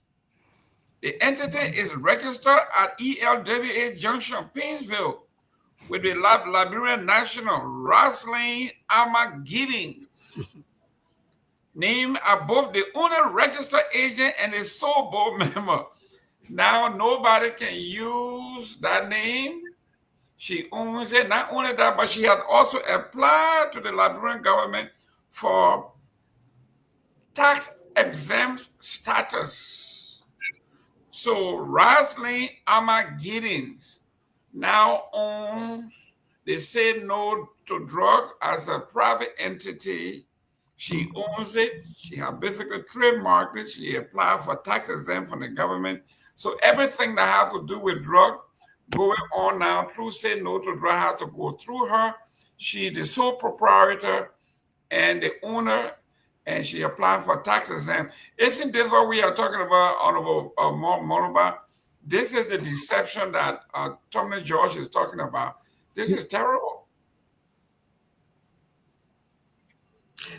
Exactly so. You can't. This is a property. You want to say intellectual whatsoever.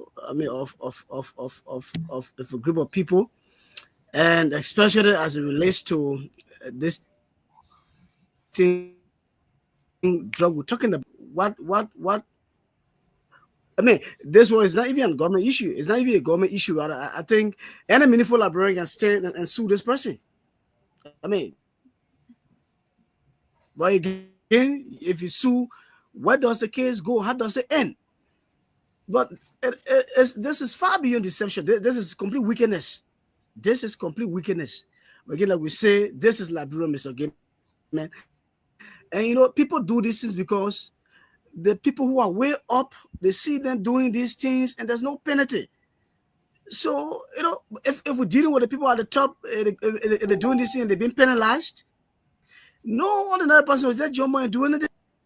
See, it's now in the press, and what comes out of it? This person should be called immediately, because we're talking about substance that is claiming the lives of thousands of Liberian children. People converge and say no to drugs, and you take it now as your personal property. I mean, for me, it's criminal in nature. Well, it's kind of late on your end. Yeah, it's kind of late on your end. We will go around one more time and then ask you for your parting comments. I know it's very, very late. Mr. Nagbe? Can I just ask Mr. Maluba a question, please? Yeah, real quick. Yeah, go ahead. Yeah. What was your reaction as a person into the media with the statement DeLon made just recent time that journalists beg and stuff like that?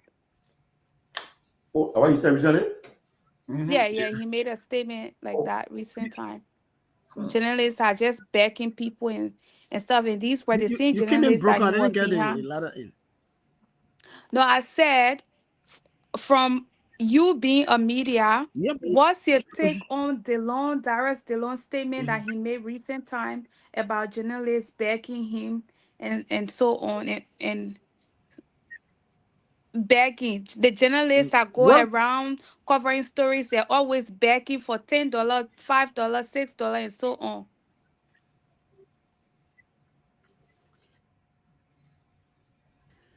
Yeah, again, I'll answer from two perspectives. One is that sometimes it's often said when you cook yourself in old cup, the dish you with baboon steak. Right. So those journalists who pass around begging, Senator Dillon and others refer to them in like that. But again, you as a leader, you must know how to guard your utterance. How you speak to certain people, no matter how little they bring themselves to you. That's why you are a leader. You must speak in a way that your speech or your presentation depict the leadership that you say you are part of. So that's all I can say. And these people know these politicians, and they will go and bring themselves so low to them.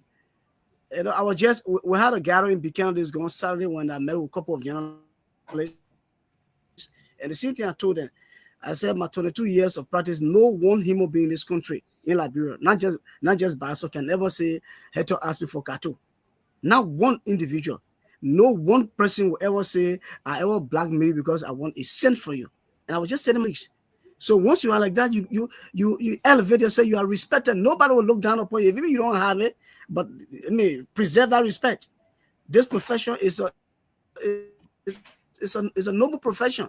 So if you bring yourself low, Dillon and other people, they will speak to you the way they speak to you. But again, as a leader, you must know how to coin your word, know how to say.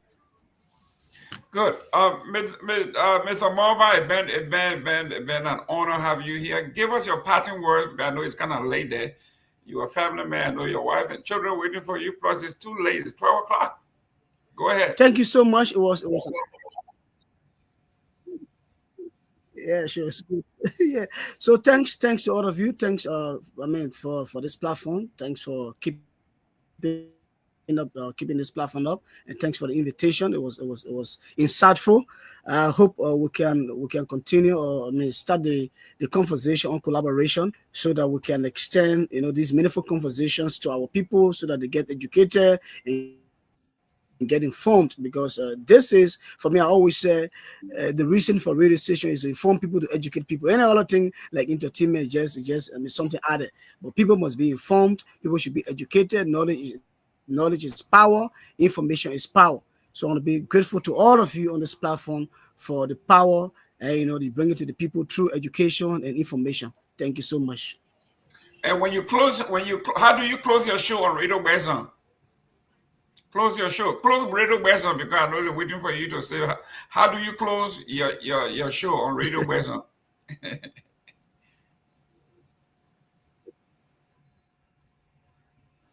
No, I'm not as control now. So the person I control will be able to close the show. I mean, the real lane though, but I mean, I can't say because I think Alpha, one of the guys are in the queue. Yeah. Okay, so tell Alpha next time we say Radio Besan. See you next time, and God bless. Thank you, Mr. Morova, for coming on. And somebody from management will be getting in touch with you. Thank you so much. Thank you so much. Thanks to the entire team. Thank you very much. Okay, sir. Okay, sir. Well, Chief. Yeah, thank you so much, man. It was you wanted to reach the entire country. Now you find out this is how you can do it. You can now get your message. Your third link candidate can now get a message out all the way to Barobo and get to the people. The people in Monrovia, just catering to people in that small Monrovia. Just imagine if you're outside of Monrovia, they don't want to deal with you. Like you say, until election time, and they start coming to you. But you are saying we're going to start early, start educating our folks. It is incumbent upon them. The decision to make. That's what we're living by, and we have to take the lead in educating our folks. Victor, what's your take on the show? Well, I mean, it's been great, Mr. Mulva. It was really great having him on. A lot of perspective he brought. I was a little bit kind of shocked that the rural radio network is not being taken advantage of by the government. I was shocked by that. I mean, if no other program is running our program, I would think they will run the anti-drug program or several anti-drug sensitization programs on those radios, but I was surprised. And now this, as we are even on air here, people are trying to profit from this campaign. This lady is registered as the sole proprietor and board member of this. How is that? How does that? I don't understand that. And she's authorized to solicit. Yes. I know. I've been hearing her talking yesterday. I've been busy today. What's the story? What's happening? I dropped it in the chat room, Chief. There is a story in the Liberian Investigator. Jerome read a relevant part of it, but the Say No to Drug campaign has been registered by a sole proprietor, has been registered under an individual who now becomes the owner. She registered with the Liberia Business Registry. She got a certificate, the Giddings lady. And she is the Rosalind Ama Giddings. Yes. Oh wow. She's now the owner. She applied for tax exempt. So now she's going to be soliciting, collecting money, running the whole show on her auspices as basically she's the sole proprietor because she's the owner board member and she's out of she privatized the whole effort. It's now and she's authorized to solicit assistance from anywhere, locally, internationally, receive gifts. How does that make any sense at all? So all the people, so that means the woman hoodwinked all the people that were her. It's the name Giddings, okay? If they gotta have network with the government to put it in through so fast, so quickly. Yeah, to get exempt certificate. So the government, that whole thing was like stage managed. I told you guys here when I'm talking, you think I'm joking. Didn't I tell you that this was stage managed? Yeah. I told you, I said just like you were chasing the rogue, and the rogue joined the crowd and saying roll, and we don't know who the rogue is because the rogue is among us. Front Page Africa reported that the police chief printed 50 dozens of shirts. 50 dozens. Do you know that 50 times 12? And what was the purpose of Waka wearing the t-shirt? That's why we are saying Say no to drugs. The government sponsored this thing. And this is, and I mean, for some of us who have been in this thing for a long time, you can smell this thing when it's coming. How can they have an event and they say, there's no organizer, there's no name to it, it was spontaneous? How is that possible? Now we're finding out that the Giddings, while we were doing this, sent the 12. She had basically trademarked the name Say No to Drugs. So everything associated with saying no to drugs now have to go through her because she's the CEO and the sole proprietor of that name. Yeah. This is let me crazy. welcome the dean, Honorable Pewee. Welcome. Thank you. And I listened to that portion of the discussion just now. I think it's just quite unfortunate, and that's the reason why the country is not. I mean, a lot of serious things are happening in the country, and we give credence to those things. People trying to, and the reason behind this is to make some money on people. Then, of course. That's sincere about it. So the government should come out and dismiss that immediately. It's to make some money behind this thing. The thing is not about our children, our young comrades that are being damaged by this menace, but the whole thing is about profiteering behind the whole nonsense they own. What the hell are you talking about? You want to get a trademark name for? I brought the innovation, or I invented it, or I did this, I did that. So, and then money coming, and the government should give me the money. You think that thing about saying no to drugs is about getting a trademark name? It's just a match. Everybody came out to show the support for the fight against drugs. That's all. It's funny that the government not take the authority to fight drugs. That come on, man. I mean, it can make people so tired and going to the room.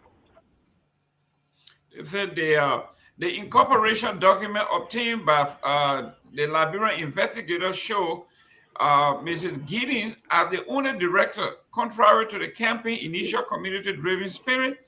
They also authorized the NGO to receive gifts, donations, other financial support from both domestic and international sources. The registration is valid until August 6, 2026, subject to renewal. The shift has sparked unease among activists who accuse the leadership of sidelining the original purpose. What began as a movement to fight substance abuse is now being transitioned into a business-oriented venture, said one community observer, citing the group request for tax exempt under the Liberian law. Wow. Susan, we were just talking about, Mobile was just talking about up to 4 people die daily that they know of. Okay. And now somebody is now capitalizing as they're going to capitalize on the death and the misfortune of these children, of Liberian people. Now she's asking the international community, the local government, every money that comes through now, donation, gift, have to go to her. Her name is Rosalind Amma Giddens, the sole proprietor of this organization. What a shame. And Susan is coming in. One of the organizing members, I guess, Sonny Cully, has resigned. I don't think she should resign. I think she should challenge this in court. I don't think resigning really is the right way to go. And I understand the frustration that someone will resign over, but I don't think they should resign, because now you're leaving it to this person to run. I think they should challenge it. They should go to court on it and challenge this. But Honorable George, the woman felt used. Okay, she says the beginning was that this thing was. I'm talking about the Cully lady. She said there was a community thing. They thought it was, and they all got together, not knowing why they were doing everything else. Other people were in the background. They had a motive. I mean, this woman had planned this thing since August the 12th. Oh, who not the Giddens woman? Rosalind Giddens, yes. Was you planning alone? No, while the people were doing all this, she had planned this thing about incorporating and all of that. While other people were working as a community uprising, she had planned her thing, registered the business, and put her name on it. She's the owner and all that. And so some of the folks felt used and they are quitting. But like Mr. Nagbe saying, quitting will just give her the avenue to take it. They shouldn't quit. They should fight this. They should fight it. I mean, they're undermining the whole fight. Yeah. Like we've been seeing over the last couple of days. Young people are dying. People are dying. And the thing is that there are not many people there to educate the people about the drug issue. And to even go after like I saw on the video just now, a live video from closing argument page, before God the show. They arrested us, females arrested. I think I saw 4 of them. Handcuffing them, and then one of them tell the boss, and your pa, the Johnny asking us, your pa sent me. I mean, give me the man cheek. Give me the train cheek, you know. It's for a joke. Look, I can bet you they're not alone. Look, and then one thing somebody tell me last night too, you gotta be careful at the airport nowadays. You know, your luggage, somebody can change the tag, and then when you get it, say, oh, by the time your tag pack, your luggage pack, then people say, oh yeah. But then they just want you to pack the luggage for them and so forth. They will accuse you of bringing drugs in the country. But look, I'll end on this. The issue of the drug is not the end users. There are people who are involved. Okay? Yeah, you heard the LDA director said it. Okay? I plan to bring Fadiga brother and Ebi Korana, and then put aside, but they can't talk about the real issue, the drug issue, like the account there. They will explain to you a lot of stuff. What happened?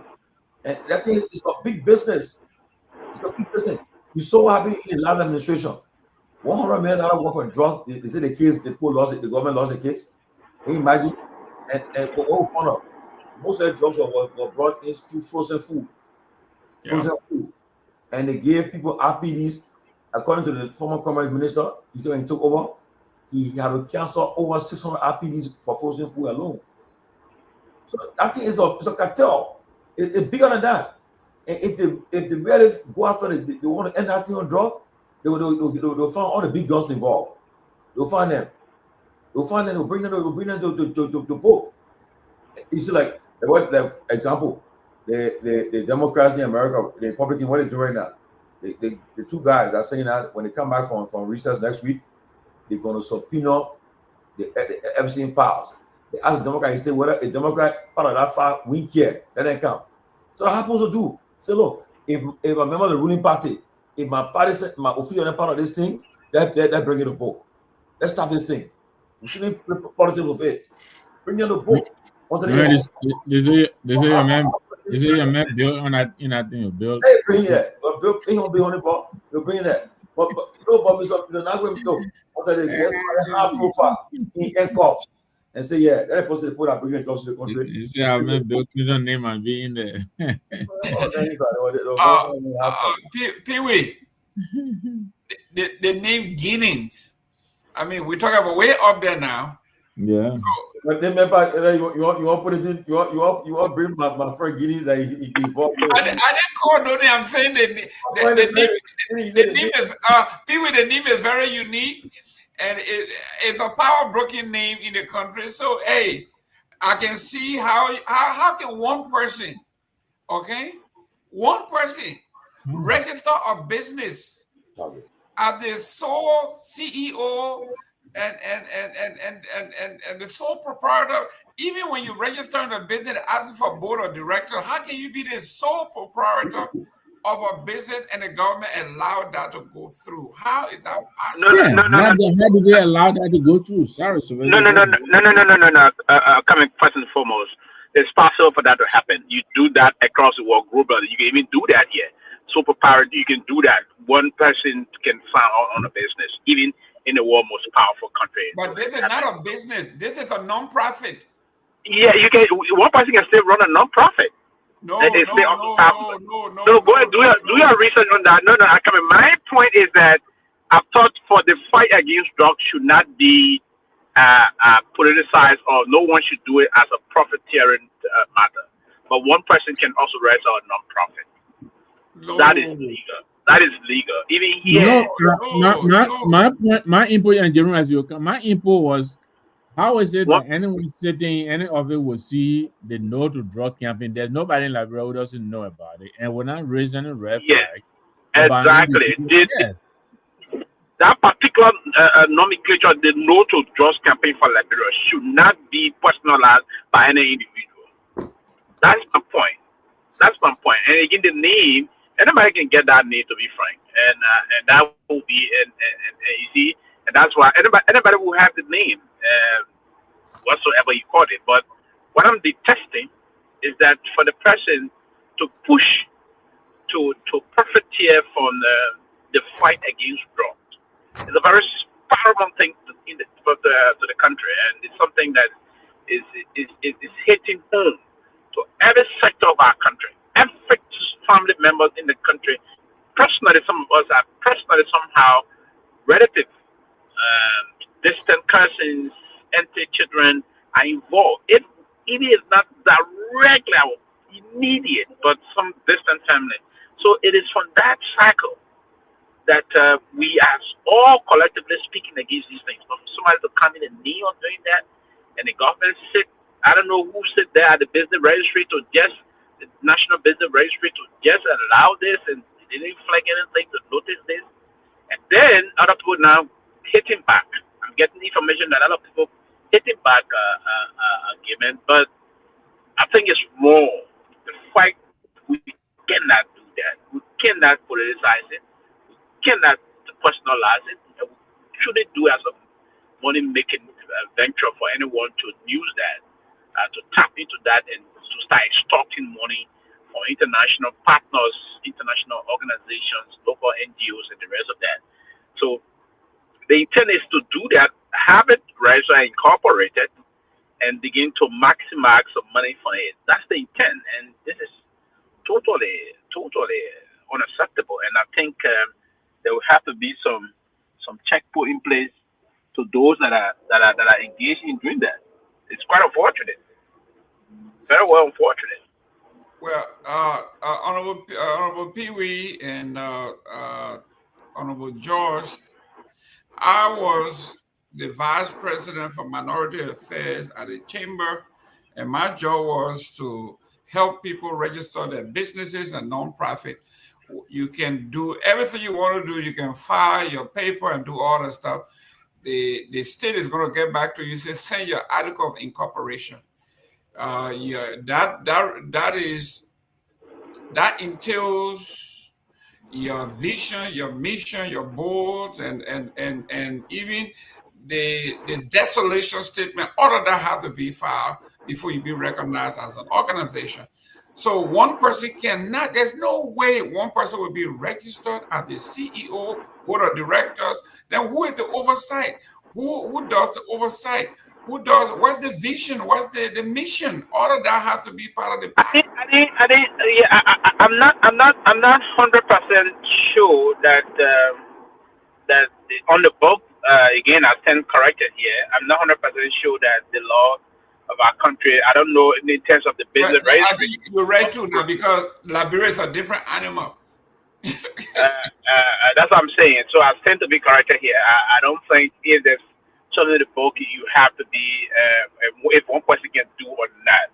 That I wouldn't, because that's a non-profit book. In terms of for profit, yes, that I know it's possible. But more or less beyond that, given the problem is that why should we even indulge into that? Who the hell is thinking about doing that? That's the first and foremost thing. You know, it is disgusting to even hear that people will try to use this as a means of getting money, and the person even saying that government should start sponsoring them and all those things. The thing that are playing wrong, these things are damaging the life of a lot of brilliant young people in the country. These are things that got the propensity of bringing the country down if care is not taken. And then one person where with whatsoever knife move, and she should be disgraced and exposed and make shame on a serious note. Maybe disgrace is hard, but to expose the person and immediately put this to stop, and rather the appropriate cost for the fight against drugs. The intent of this is not to push one person in the corner to get people flying around, usually sending it across the world or across the country, across the region for support, personal support. The intent is to rather the people, the communities, the very communities in the country, across the 15 political subdivisions of the country. You rally the communities. Then you also send signal to the government that the government, there's about time that you put into place all of the measures, all of the necessary resources to fight this monster. These people that are behind it, for instance, there's the time government put all of the resources to bear. and say, okay, this is how we're going to do it. And you do that. And that's why that's part of the reason why everybody came out the way they came out to show support to this. It's not about one person go sit in the corner there to begin the process of extorting money and say you're going to do this. Shame on whosoever that did that. It's unacceptable. And I think people should come out and speak against it. Other than that, and I'm going to spoil the whole thing. And that's one of the reasons the fight against drugs have now been successful for many, many years. And I don't think there will maybe another mirage or showboating here. Then the senior government officials, I'm seeing security apparatus there themselves are behind those guys that are getting the jobs. You go into, I saw them arresting one almost 80-year-old man last time. Come on. Somebody gave the job. So you have to find the root cause. Where is the jobs coming from? Who are the people behind bringing the jobs in the country? And you got one more. You don't think that partners are doing nothing behind the whole drugs thing? But I know Susan, you gotta go. But isn't this what the guy was talking about? The press union guy. How can a police officer get caught transporting drugs? He's arrested and then he's released. And the media, the people that witness and follow the story, they reported the story, then the government turned around and arrested them and put them in jail. Wow. And charge them with contempt of court for accusing the court for releasing a police officer. Susan, a police officer was arrested for transporting drugs, and then they let him go.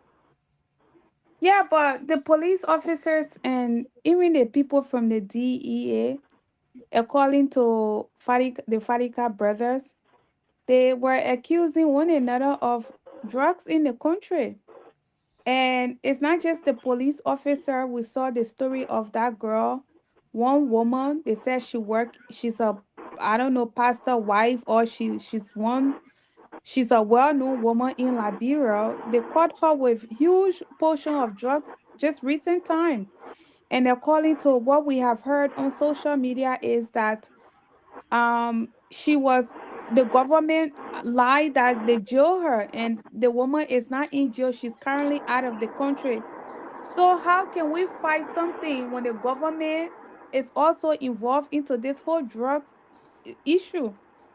When you see how after the protest, you see the involvement of the president wearing his say no to drugs, and at this moment, what you do? Yeah, the president wore he and Mamaka Kaba, the war they say no to drugs. Mamaka Ability. Yeah. The way in which they were wearing the shirt together at the executive mansion, yes. Right. The way in which they embrace this thing. And I heard a lot of people saying on social media that a lot of the people that attended the protest, a lot of them were also involved into drugs, the drugs business in Liberia. So, and it's hard because you cannot go pointing fingers at people because we know some of them. I just don't want to call names here. We know some Liberian artists. We know some of them are involved into the whole drug stuff. But they were in our ring, they were in our protest because they went there to hear news. A lot of them that went down in it, they went for the protest. They went there to see if people will call names. So they were just there to gather information. So the government himself is involved into this drugs issue. What hurt me the most, Mr. Gilman, is the fact that we keep hearing the president's son. We keep hearing, even though it's allegation, we keep hearing the son is the one that importing the drugs from Buchanan. And there has been no statement from Joseph Boaka's son. All right.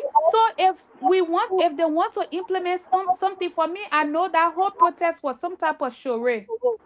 Because the fact that the government was able to embrace our protest quickly, he was able to take petition, he was able to meet the members of the protesters, which were Maria and the rest, after the protest. But he could not do that when Malu and the rest went out to protest.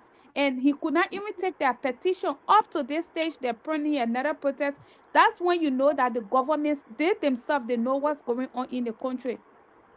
Wow. All right. And we see our children on the street lying on the ground. Every day they're dying.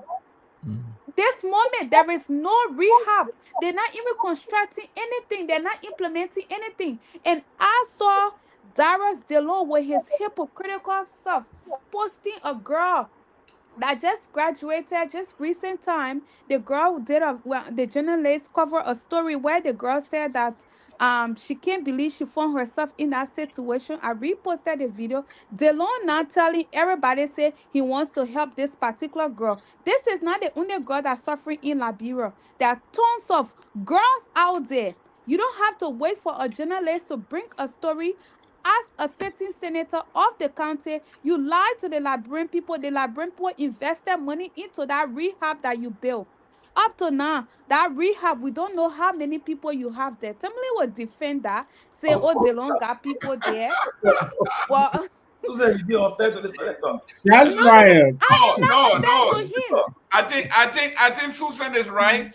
The senator has the power to form policy that will serve the people across the country. Not run some 2-room place and say, oh, that's wrong. Honorable Pewee, you talk to us here about policy that will help. He's already defended it, Jerome. Even if yeah. And the thing about drugs, Mr. Gayman, before my brother, Mr. Pewee, come in, please give me. You say somebody defend it? You cannot just go take somebody from the drug. No, I'm saying Tom is already in a rehab home. You need to carry them in a rehab home and implement a lot of things. You don't just carry somebody and say, oh, because the person on drugs will keep them in their house for 4 months, and all of a sudden it's clear. Documentary of that rehab center. Honestly, look, forget about the politics, right? I think they're not trying their best with that center. No. The best. Honorable George. Pewee, let's talk about public policy that they made the senator for the whole country, right? I want to know, let Tomalin George tell me what policy that this man had put forth that have passed into law now, that they're looking for funding to help the entire country, not just one room place he got there. This is what we are talking about. Zero policy. And I believe that they don't just on a bluff and trying to prove that he want to do something single-handedly. He's not sincere about anything. What they're doing, and he was using that also to make money off it from other people that were trying to pump some money through it. He was just on a basic there. That's zero. If he was sincere about what he started, there would have been the fact that he got the listening ear of the president, and there would have been some massive. And he got a proximity to the current pro tem is more than 5 and 6. One will imagine that there will be some legislative documentation proffered by himself in trying to put a broad-based policy prescription towards rehabilitating our young people or those that are suffering from the abuse of drugs.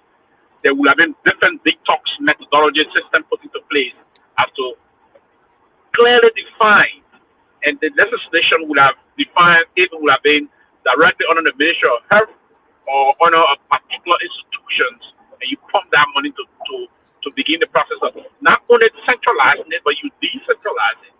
The politicians should decentralize the whole fight and the rehabilitation process. Now, for instance, you build one in Central Liberia, you put one in, and Central Liberia will be responsible for. And that will be in Banga, for instance, around Banga. That will be in Lofa, Bon County, Nima County, probably, yes. And then you put one in the southeast. And you put one now in the greater Monrovia area of Moserado that will focus on out of Nagbe. Then you can put that somewhere in Moserado. Nagbe, Moserado, and that. We need a policy-driven legislation that can push us to begin the process of saying it is about time that we put into place these things. But there's nothing whatsoever. Everything the Delon is doing is cosmetic, on the basis of getting some news and getting some popularity. And I think time is running up for him because he's up for elections. And many Liberians now, particularly those in Montserrat, got to understand the kind of a way he plays politics. That yesterday he said the economy was in the water when other people were traveling. And then today he himself is traveling with the president on super business class. The economy is no longer in the water. So it is a difficult thing, Tony. I understand, yeah, people push these things to do them, but it's not for the sincere basis. It's not for the policy basis. Why would, if the was a non-state actor doing this, I would commend him. Why should a state actor be trying to individualize things that should be tackled by the policymaker, by policy major? You see, so that's my problem. And he's currently situated somewhere that he can leverage his position as senator of Montserrat County and push for major policy decisions that will affect those thousands of young people that are currently suffering from this dangerous thing they got addicted to. How can we put them in a detox program? And those kind of a detox programs that will go a long way in seeing them rehabilitated. And after the rehabilitation, they will not be resettled into society and then placed into. Some of these guys are very competent people. They are skilled, both skilled and unskilled. So we make use of the skill after the detox program. We make use of those are skilled. And after the detox program, also we put into place policy that we gear towards preparing those that are not skilled, developing them out of skilled element individuals. So, I mean, it is unfortunate that we always want to individualize development-oriented things in the country, and that will go nowhere because one person cannot sustain these things. You need to have policy in place, and that policy in place will give room for the national budget to support those kind of policies. Then what you do, you make it sustainable. And when you make it sustainable, then there will be some positive outcome coming from it.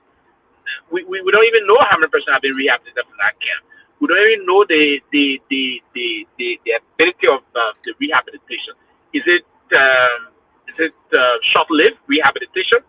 Because some of those things can be short-lived rehabilitation. Immediately then they relapse.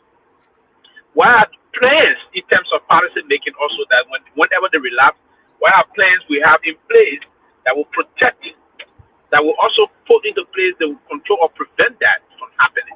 So we don't even know if it's a sustainable venture.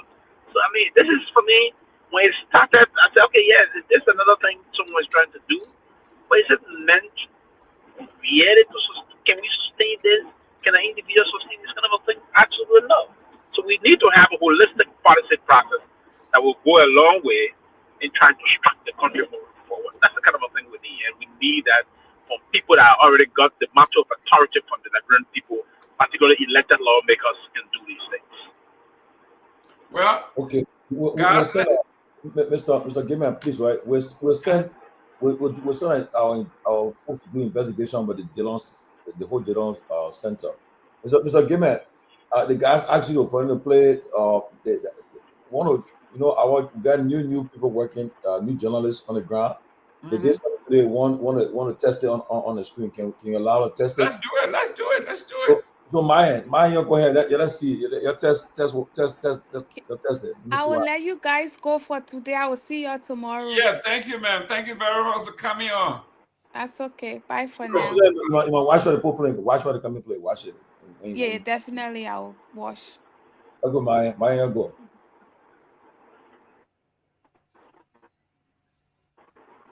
Oh, you showing Pewee? I know. Pewee.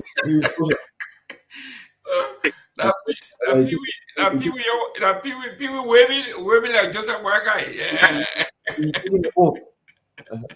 But I like what Gwen John Smith said. They can be sent women farms and small things that I mean, I would earn money. But yeah, we saw it. One of the countries. How do you think? No. He wanted to play something from the studio. I ain't played that. Myean, play now. You tell what you said. We have one government is doing taking the homeless from the streets, the drug abuse people, they treat them, and they work in government by cleaning the city. They put them to work. They clean the city. They do a lot of great stuff around the city, and they earning income. And if the government can look, if they can cut down on most of the look, let's be frank. Look at our 5 elected officials. See the budget. Yeah. Almost $12 million. Can you imagine the president, the vice president, the speaker, the deputy speaker, they put them. Their budget alone. Yeah. If they cut and put money into the sectors, but no, man, but the Liberian people again, our own people, they will vote for these people tomorrow again. They will vote for them. That's what Puffer does, Josh. They go on Facebook. When they criticize them, they be defending because guess what? They get a small joy, guess what? They defending. Then look at your inbox and say, man, not easy. But then you defend the people, you defend the people. Man, Papa. No. The deputy assistant minister of information, Mr. Nyenwolo, that's what he said. He said there is a budget line item for the rescue defender, or they call them. Their job is to buy a scratch car, give the kids per dime, and they just go on social media, follow everybody, and desecrate your writing, whatever it is you're doing. That it's a strategy. So when the people are poor and destitute, I mean, $20 with country like Liberia where people are poor and destitute, giving somebody $50 to vote for you, to them, they think it's a blessing. And look, and President Baga could be one of the most consequential president for our country, for the fact that even with his length of public service and his age, that he has nothing to lose. He's not beholden to anybody. He's not beholden to anybody, you know. He said, like, I mean, he already been president. I mean, the woman retired from the president for 6 years. I mean, I'm sure he and family, the guys, they'll be good to live for the rest of their lives, you know. He could be he could do a lot of stuff. He can, right now, he has control of the legislature. He can do a reform. That whole the constitutional reform, something like they say, the presidential term, you can cut it down from 6 years. This House, the representative term, the Senate term, you can cut it down. That's what you can do, and you can take the national budget and put something. Man, look, there you go. But then we tell the people, when you bring good person to be president, to run for president, that person they will just throw away. They want to know. Yeah. Well, guys, let's close on the while the guys. The EPA is cracking down on noise pollution. This one here, I think we all got to agree. The Liberia Environmental Protection Agency is taking on 2 major environmental challenges, launching a nationwide crackdown on noise pollution and advancing the nation's first climate change law. Speaking Tuesday at the Ministry of Information, the press conference, the EPA said Dr. Wolo Emmanuel Uriel Yakpawolo. Yeah. And a new measure to control the widespread use of loudspeakers in churches, mosques, nightclubs, funeral homes, and on city streets. Nagbe, I think this one you gotta agree with the mayor. I absolutely agree. 100%. The noise in Monrovia is out of this world. I mean, where do you run from it? By 6, 7 in the morning, first you wake up with those children selling the orange here, buy your orange here. That's what wakes you up. And then you're talking about those tirade people, all night. Sometimes they have the 30-day tirade running, it's something has to be done. I am in 100% support of any attempt being made to reduce the noise level in Monrovia. And every corner is a prophet, a new prophet, a new evangelist. I mean, churches, the mosques, now they're modern day now. Why you need loudspeaker in the church? to bring people to church when it's on your phone. Just say your phone. Everybody has a phone. So why do you need to be? The reason for the bell and all those things during the old day was to wake you up and tell you it's time to go to church. But it's on your phone. You got, why are they still doing this? They're blasting it. You remember what her name? Was it Banky? The former was it Banky? Banky King Akaleli, when she went into one of the churches and unplugged all the speakers and everything, because the lady house next door, the church people, they just blasting the music. The woman says she got up, just went and said, "No, I just unplugged everything and said, you get out." Yeah, but I mean, it's sensitive, you know. Why you do that? You just play. Yeah. I'll talk to somebody from Liberia today. Yeah, in the background, they get out that ongoing thing. Orange sky. What's that? Yeah, it's crazy. And they get a little recording attached to that, you know, and just keep rolling. It's just looping, yeah, just going. But again, then you know, again, the people when you're driving in the city, the people are suffering. The president said he promised that during his administration, he won't any child you see selling in his street selling during school hours, it will not happen, but it's happening still. Yeah. And I was saying, look, and when you see the officials, then most of them left from here, I think that the whole position in the country, they run the country. You see that the way they're moving. They're living large. Of course. And the people are struggling, but the people again, our people think money.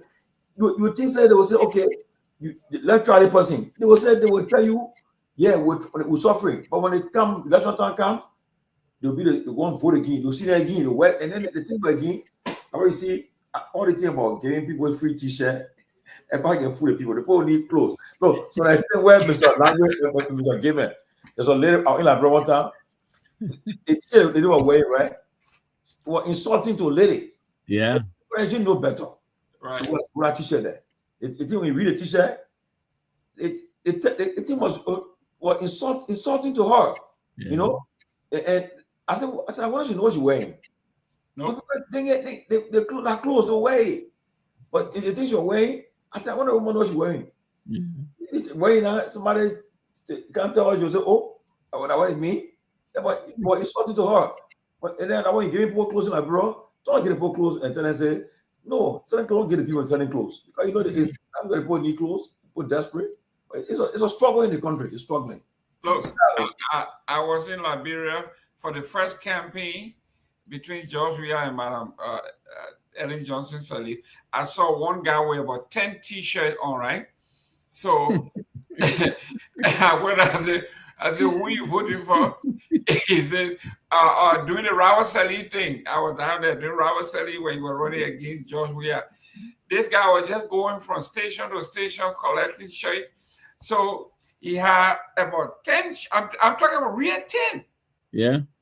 He said, listen, he said, all my children got shot to go to school now. All my children got shot to go to school.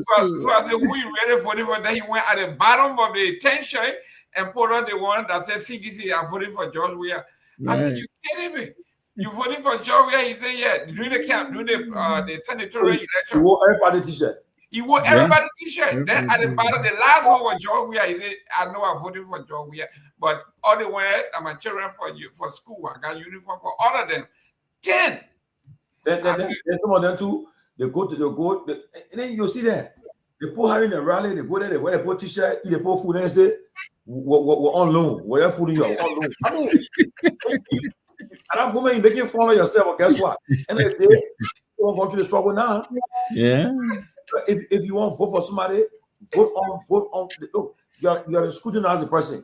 That why I tell people, sometimes I know debate not auto hero, but at least if you have, that's how someone mark debate, in debates and thing. That person bring a policy on the floor, tell you what it will do. But now when the person tell you what it will do, yeah, arrest agenda now is on left support because they're struggling. Money very hard. Let me frank. There's a budget shortfall now. I think I'm hearing they got to do recasting again. Yeah. You mean the rescue? And the president is there, and most of these visits there, and it's just, it's a normal thing. They will say, the Japanese prime minister promised that he will continue to support Liberia. I will say, but it will say the Japanese company or factory say they're going to be coming, they're going to establish a factory in Liberia to create jobs and so forth, to manufacture something in Liberia. Then we're talking serious thing. But all of these things are just waste of time, bro. And it's sad. It's sad. And you know, when you're saying it, Chief, the say you keep talking about the government, but in the midst of all of this, every little savings helps. You're talking about what, 23 to some people say 40% delegation, going out of the country. All of these things are bleeding the treasury. We gotta save every penny we can. But I'll tell a friend, I said, look, in Liberia, I said, look, America people can sit in there. I said, do you know that? Yeah. I said, right now, most of the people down that come and reach 65-year-old, they can decide to take their pension. And guess what? Someone will get what, $3,000-4,000 every month. They'll get the money. And besides that money they're getting, that's they're getting, they get a 401k that they now invest in many years. That got almost $200,000-300,000 in that 401k. Yeah. I said, so when people come like, bro, you're costing someone, you think they really care, and then mind you, the children are all in college, when they graduated, they are working, doing their own stuff. So guess what? If Mr. Nagbe said, the Nagbe we're having fun, it's going to be getting money. Now he get money, you see, because he working, he cool. I get hurt, I get filled out because he can do it. So because tomorrow you're in Liberia, you in your rocking chair, you're on your hammer. The children say Father's Day, Daddy will come in. Daddy, where you want to go for Father's Day? Daddy wants to send you to Germany for holidays. Wants to send you to the Dominican Republic. You can fly there. And then so it's not like the person in politics so they want job. No, they can be a very great help to the country. If they get job tomorrow, they bring some honesty to the job. Everybody come there, everybody can hustle. No, some people are there. That's why people in America come to America. They build a home already in Liberia. The homes are there. They go home for vacation. They get in the parking lot, drive their car, go places, and they can enjoy themselves. Carry back home. They get their children there all getting their masters, in different fees. When they're lawyers, doctors. If your children, if the party decide say, okay, I want cheap. They'll say, Daddy, we're not gonna sit down there. You be eating dry. No. Yeah. We'll pay for your nurse, pay for your cook and everything. So you don't. I mean, it's opportunity to be in America. Some of these places you retire with your full medical benefits. Yeah. But you remember when the president, the first 2 trips he made, they made a big announcement that Georgia Tech and all these schools were going to give us scholarship. They were going to do this, they're going to do that. Then the Basa people started dancing. They came from Japan, China, and they said, we got $3 billion Grand Basa country. You're going to be doing oil refinery. We're going to be doing this. We were all dancing. Reality coming out because look, it's coming. And when you tell them, they say, all the trade we're making, but next year, it will come into fruition. The other one told me say by 2029. I said election year. Yeah. When they will start breaking ground. But I got a meeting coming up, man. I'll see you. Yeah, guys. I'll see you tomorrow. Thank you guys very much. Thank you. Hey, Chief, thank you very much. Guys, listen, tomorrow same time we'll be here discussing issues in Liberia. Like Tomalin George have always said, if you have somebody in mind that you want to bring on, that you think we should bring on, you got contact, send it to us. Like the person Kamara, they have some expertise they want to talk about. We have no problem bringing them on. Let's talk it. This is your platform, the people's platform. Let's talk about it. Don't give up on Liberia. Don't give up. We're going to keep talking and talking and talking. And sometimes the people in Liberia have a point. Most of the problem in Liberia comes from the diaspora, come from us. We've been going through the newspaper headlines. Every problem in that place is associated with somebody from Liberia, whether it's Josiah Joka, it's Musa, whether it's Dukele, you name it, all the names that have issue in Liberia in the front pages, they are from the diaspora. So when the people start getting on us, we have to reason with them too. We confuse the folks. You say you're coming to help us, but when you're coming, you're making things worse. Chinese man can't bring one of business. You're robbing, then you beat him. Then you call the police to deport the man the same day. How can police deport someone? You guys talking about that, we have somebody will be here on Friday. If I Good. hope, I know I'm traveling Friday, but if my trip is very early, so I'm sure I'll be on the show. By that time, I'll be all set to where I'm going. I will be on that show. The person coming to talk about that Chinese man issue. Please. The person coming can give the whole story about the Chinese man issue with the MPA boss, and then tomorrow we'll have the offenses. The guy they call him the harmonization czar. That's the guy. Oh yes. He understands the harmonization stuff. And also, I think tomorrow somebody said that the no to drugs people will be here too. Someone that will be here. Which one? I think I'll ask our team. They said one of them will be here tomorrow to light on what you were discussing earlier. So good. Yeah. So we'll look forward. I mean, we got a document here. So I mean, let her come and say what I want to say. We know her name is whatever her name is. We got an article. It was a great article rating with proof. Leonard Dudu himself wrote that article, so you know it's. Your Meso can't you can want to talk about somebody investigating things, or you want to be sure saying or what? Listen, all these who knows, his family was targeted. Oh really? Oh yeah, his family was targeted because one of his family members worked for the CDC and a professional person at the EPA. And when they came, they wanted to get rid of the person. The person said, listen, I'm a seditious, but I'm a civil servant. I've been here for years. From the early time, I've been here. They try to get rid of that person. The person fought it in court and won. So, they went after that person very, very strong. Say, your husband is this and that and this and that. They want to get rid. And, she said, you know what, you can say all you want to say. I'm a professional person. I'm here. I didn't come here because I'm a seditious. I came here because I have a master's degree in this. I've been working in the field for so long. This is why I'm here, and this is all my evaluation across all the different government. You can't come and say anything. So sometimes, but I will talk to him though. You gotta come and say it because I know he's not as comfortable yet as Rodney Sear. Rodney Sear is at a level now where nobody can do anything to him. But Chief, I'll see you tomorrow. Okay, yeah. So thank you so much. Okay. But end of next week, I will break the news of who will be the next chief of staff to the president. Let it bury it, but before we talk. So, yeah, okay. I'm still holding high hope for my boy Anthony Kessley, my own boy from Philadelphia. He's not in the run. He not cost me tired now, but I still want because of somebody I know. We announced that what we'll say will be the fact. The person will be the president, the minister of state, and who will replace Grace Bill. We announce the president's name and we'll talk. And by waiting for the public to be buried, for all respect for the ambassador of the family. When I announce until he's buried, but President Baga already made a choice. Good. Ladies and gentlemen, you got a breaking news there. You see, that's why they call.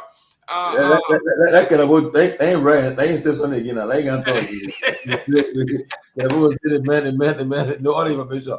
Kehleboe, listen. This is what they call a teaser. The man, I put a teaser out there, so you got a whole week. You see, I try to be in the middle, independent. I won't be one side and no. And that's the right thing to do. Yeah, but you want me to kind of yes, they want to be on one side? No, I can't do that. Oh, you see, you so be like white guy, right? You the father of the nation. You can't be. You're not so take side, but Waka Pai, they call him. The last time they put AI put the armor thing on him with a gun. They say he was what? He was witch hunting. They call him the witch hunter in chief. He had a gun and all that stuff. And I said, why they probably let the people doing like this? But that's what it is. Guys, tomorrow, same time, same place. The closing argument. Thank you, Chief. Thank you, Mr. Gayman. Myean, are you available? You can do it? I'm here, but my network is very, very bad. So I cannot be able to put it out. When but you are home or you in the studio? I'm home. Oh, I see why. I see. Yeah. I try putting it up, but my network is bad. I don't want to upload anything. Even send the screenshot. Yeah, but I know how to play that thing. I know how to do it. Yeah, So I mean, show you can just do it because I send in the WhatsApp chat room. So what I can do now to play? Yeah, so you have to do share screen. On your screen, there you have to do share screen. I'll go on the page. No, it's not on the page. It's in your WhatsApp. So just go in your WhatsApp on your computer there. Okay, on WhatsApp. Yes, on the same computer there in the browser there. On the browser, yeah. Yeah. So let me see. I think I have it here. Me just play it, then just do my screaming from here. Just be on the line a little bit. Let me see. Okay. Where I can play it from here. But it may not be like the way we want it. But me just play the way. Let me play. Just be on the line a little bit. Let me play. Okay. So you seen it, right? I seen it, yeah. Okay, yeah, let me play. President Joseph Boyka Sr. has held high-level bilateral talks with Japanese Prime Minister Shigeru Ishiba in Yokohama, Japan, ahead of the Tokyo International Conference on African Development. The meeting focused on strengthening more than 60 years of ties between Liberia and Japan. Both leaders reaffirmed their commitment to closer cooperation in infrastructure, health, food security, and capacity building. President Boyka thanked the Japanese government for its sustained support, recalling Japan's role during the Ebola and COVID-19 crisis, and key projects such as the Japan Freeway extension and the Somalia Drive Road reconstruction. He also encouraged Japanese investment. I can cut it off for you guys. I'm driving, but I can do it. Oh, you can do it? Yeah, I can do it right now. Liberia on its so you can Okay, let me end it. Okay.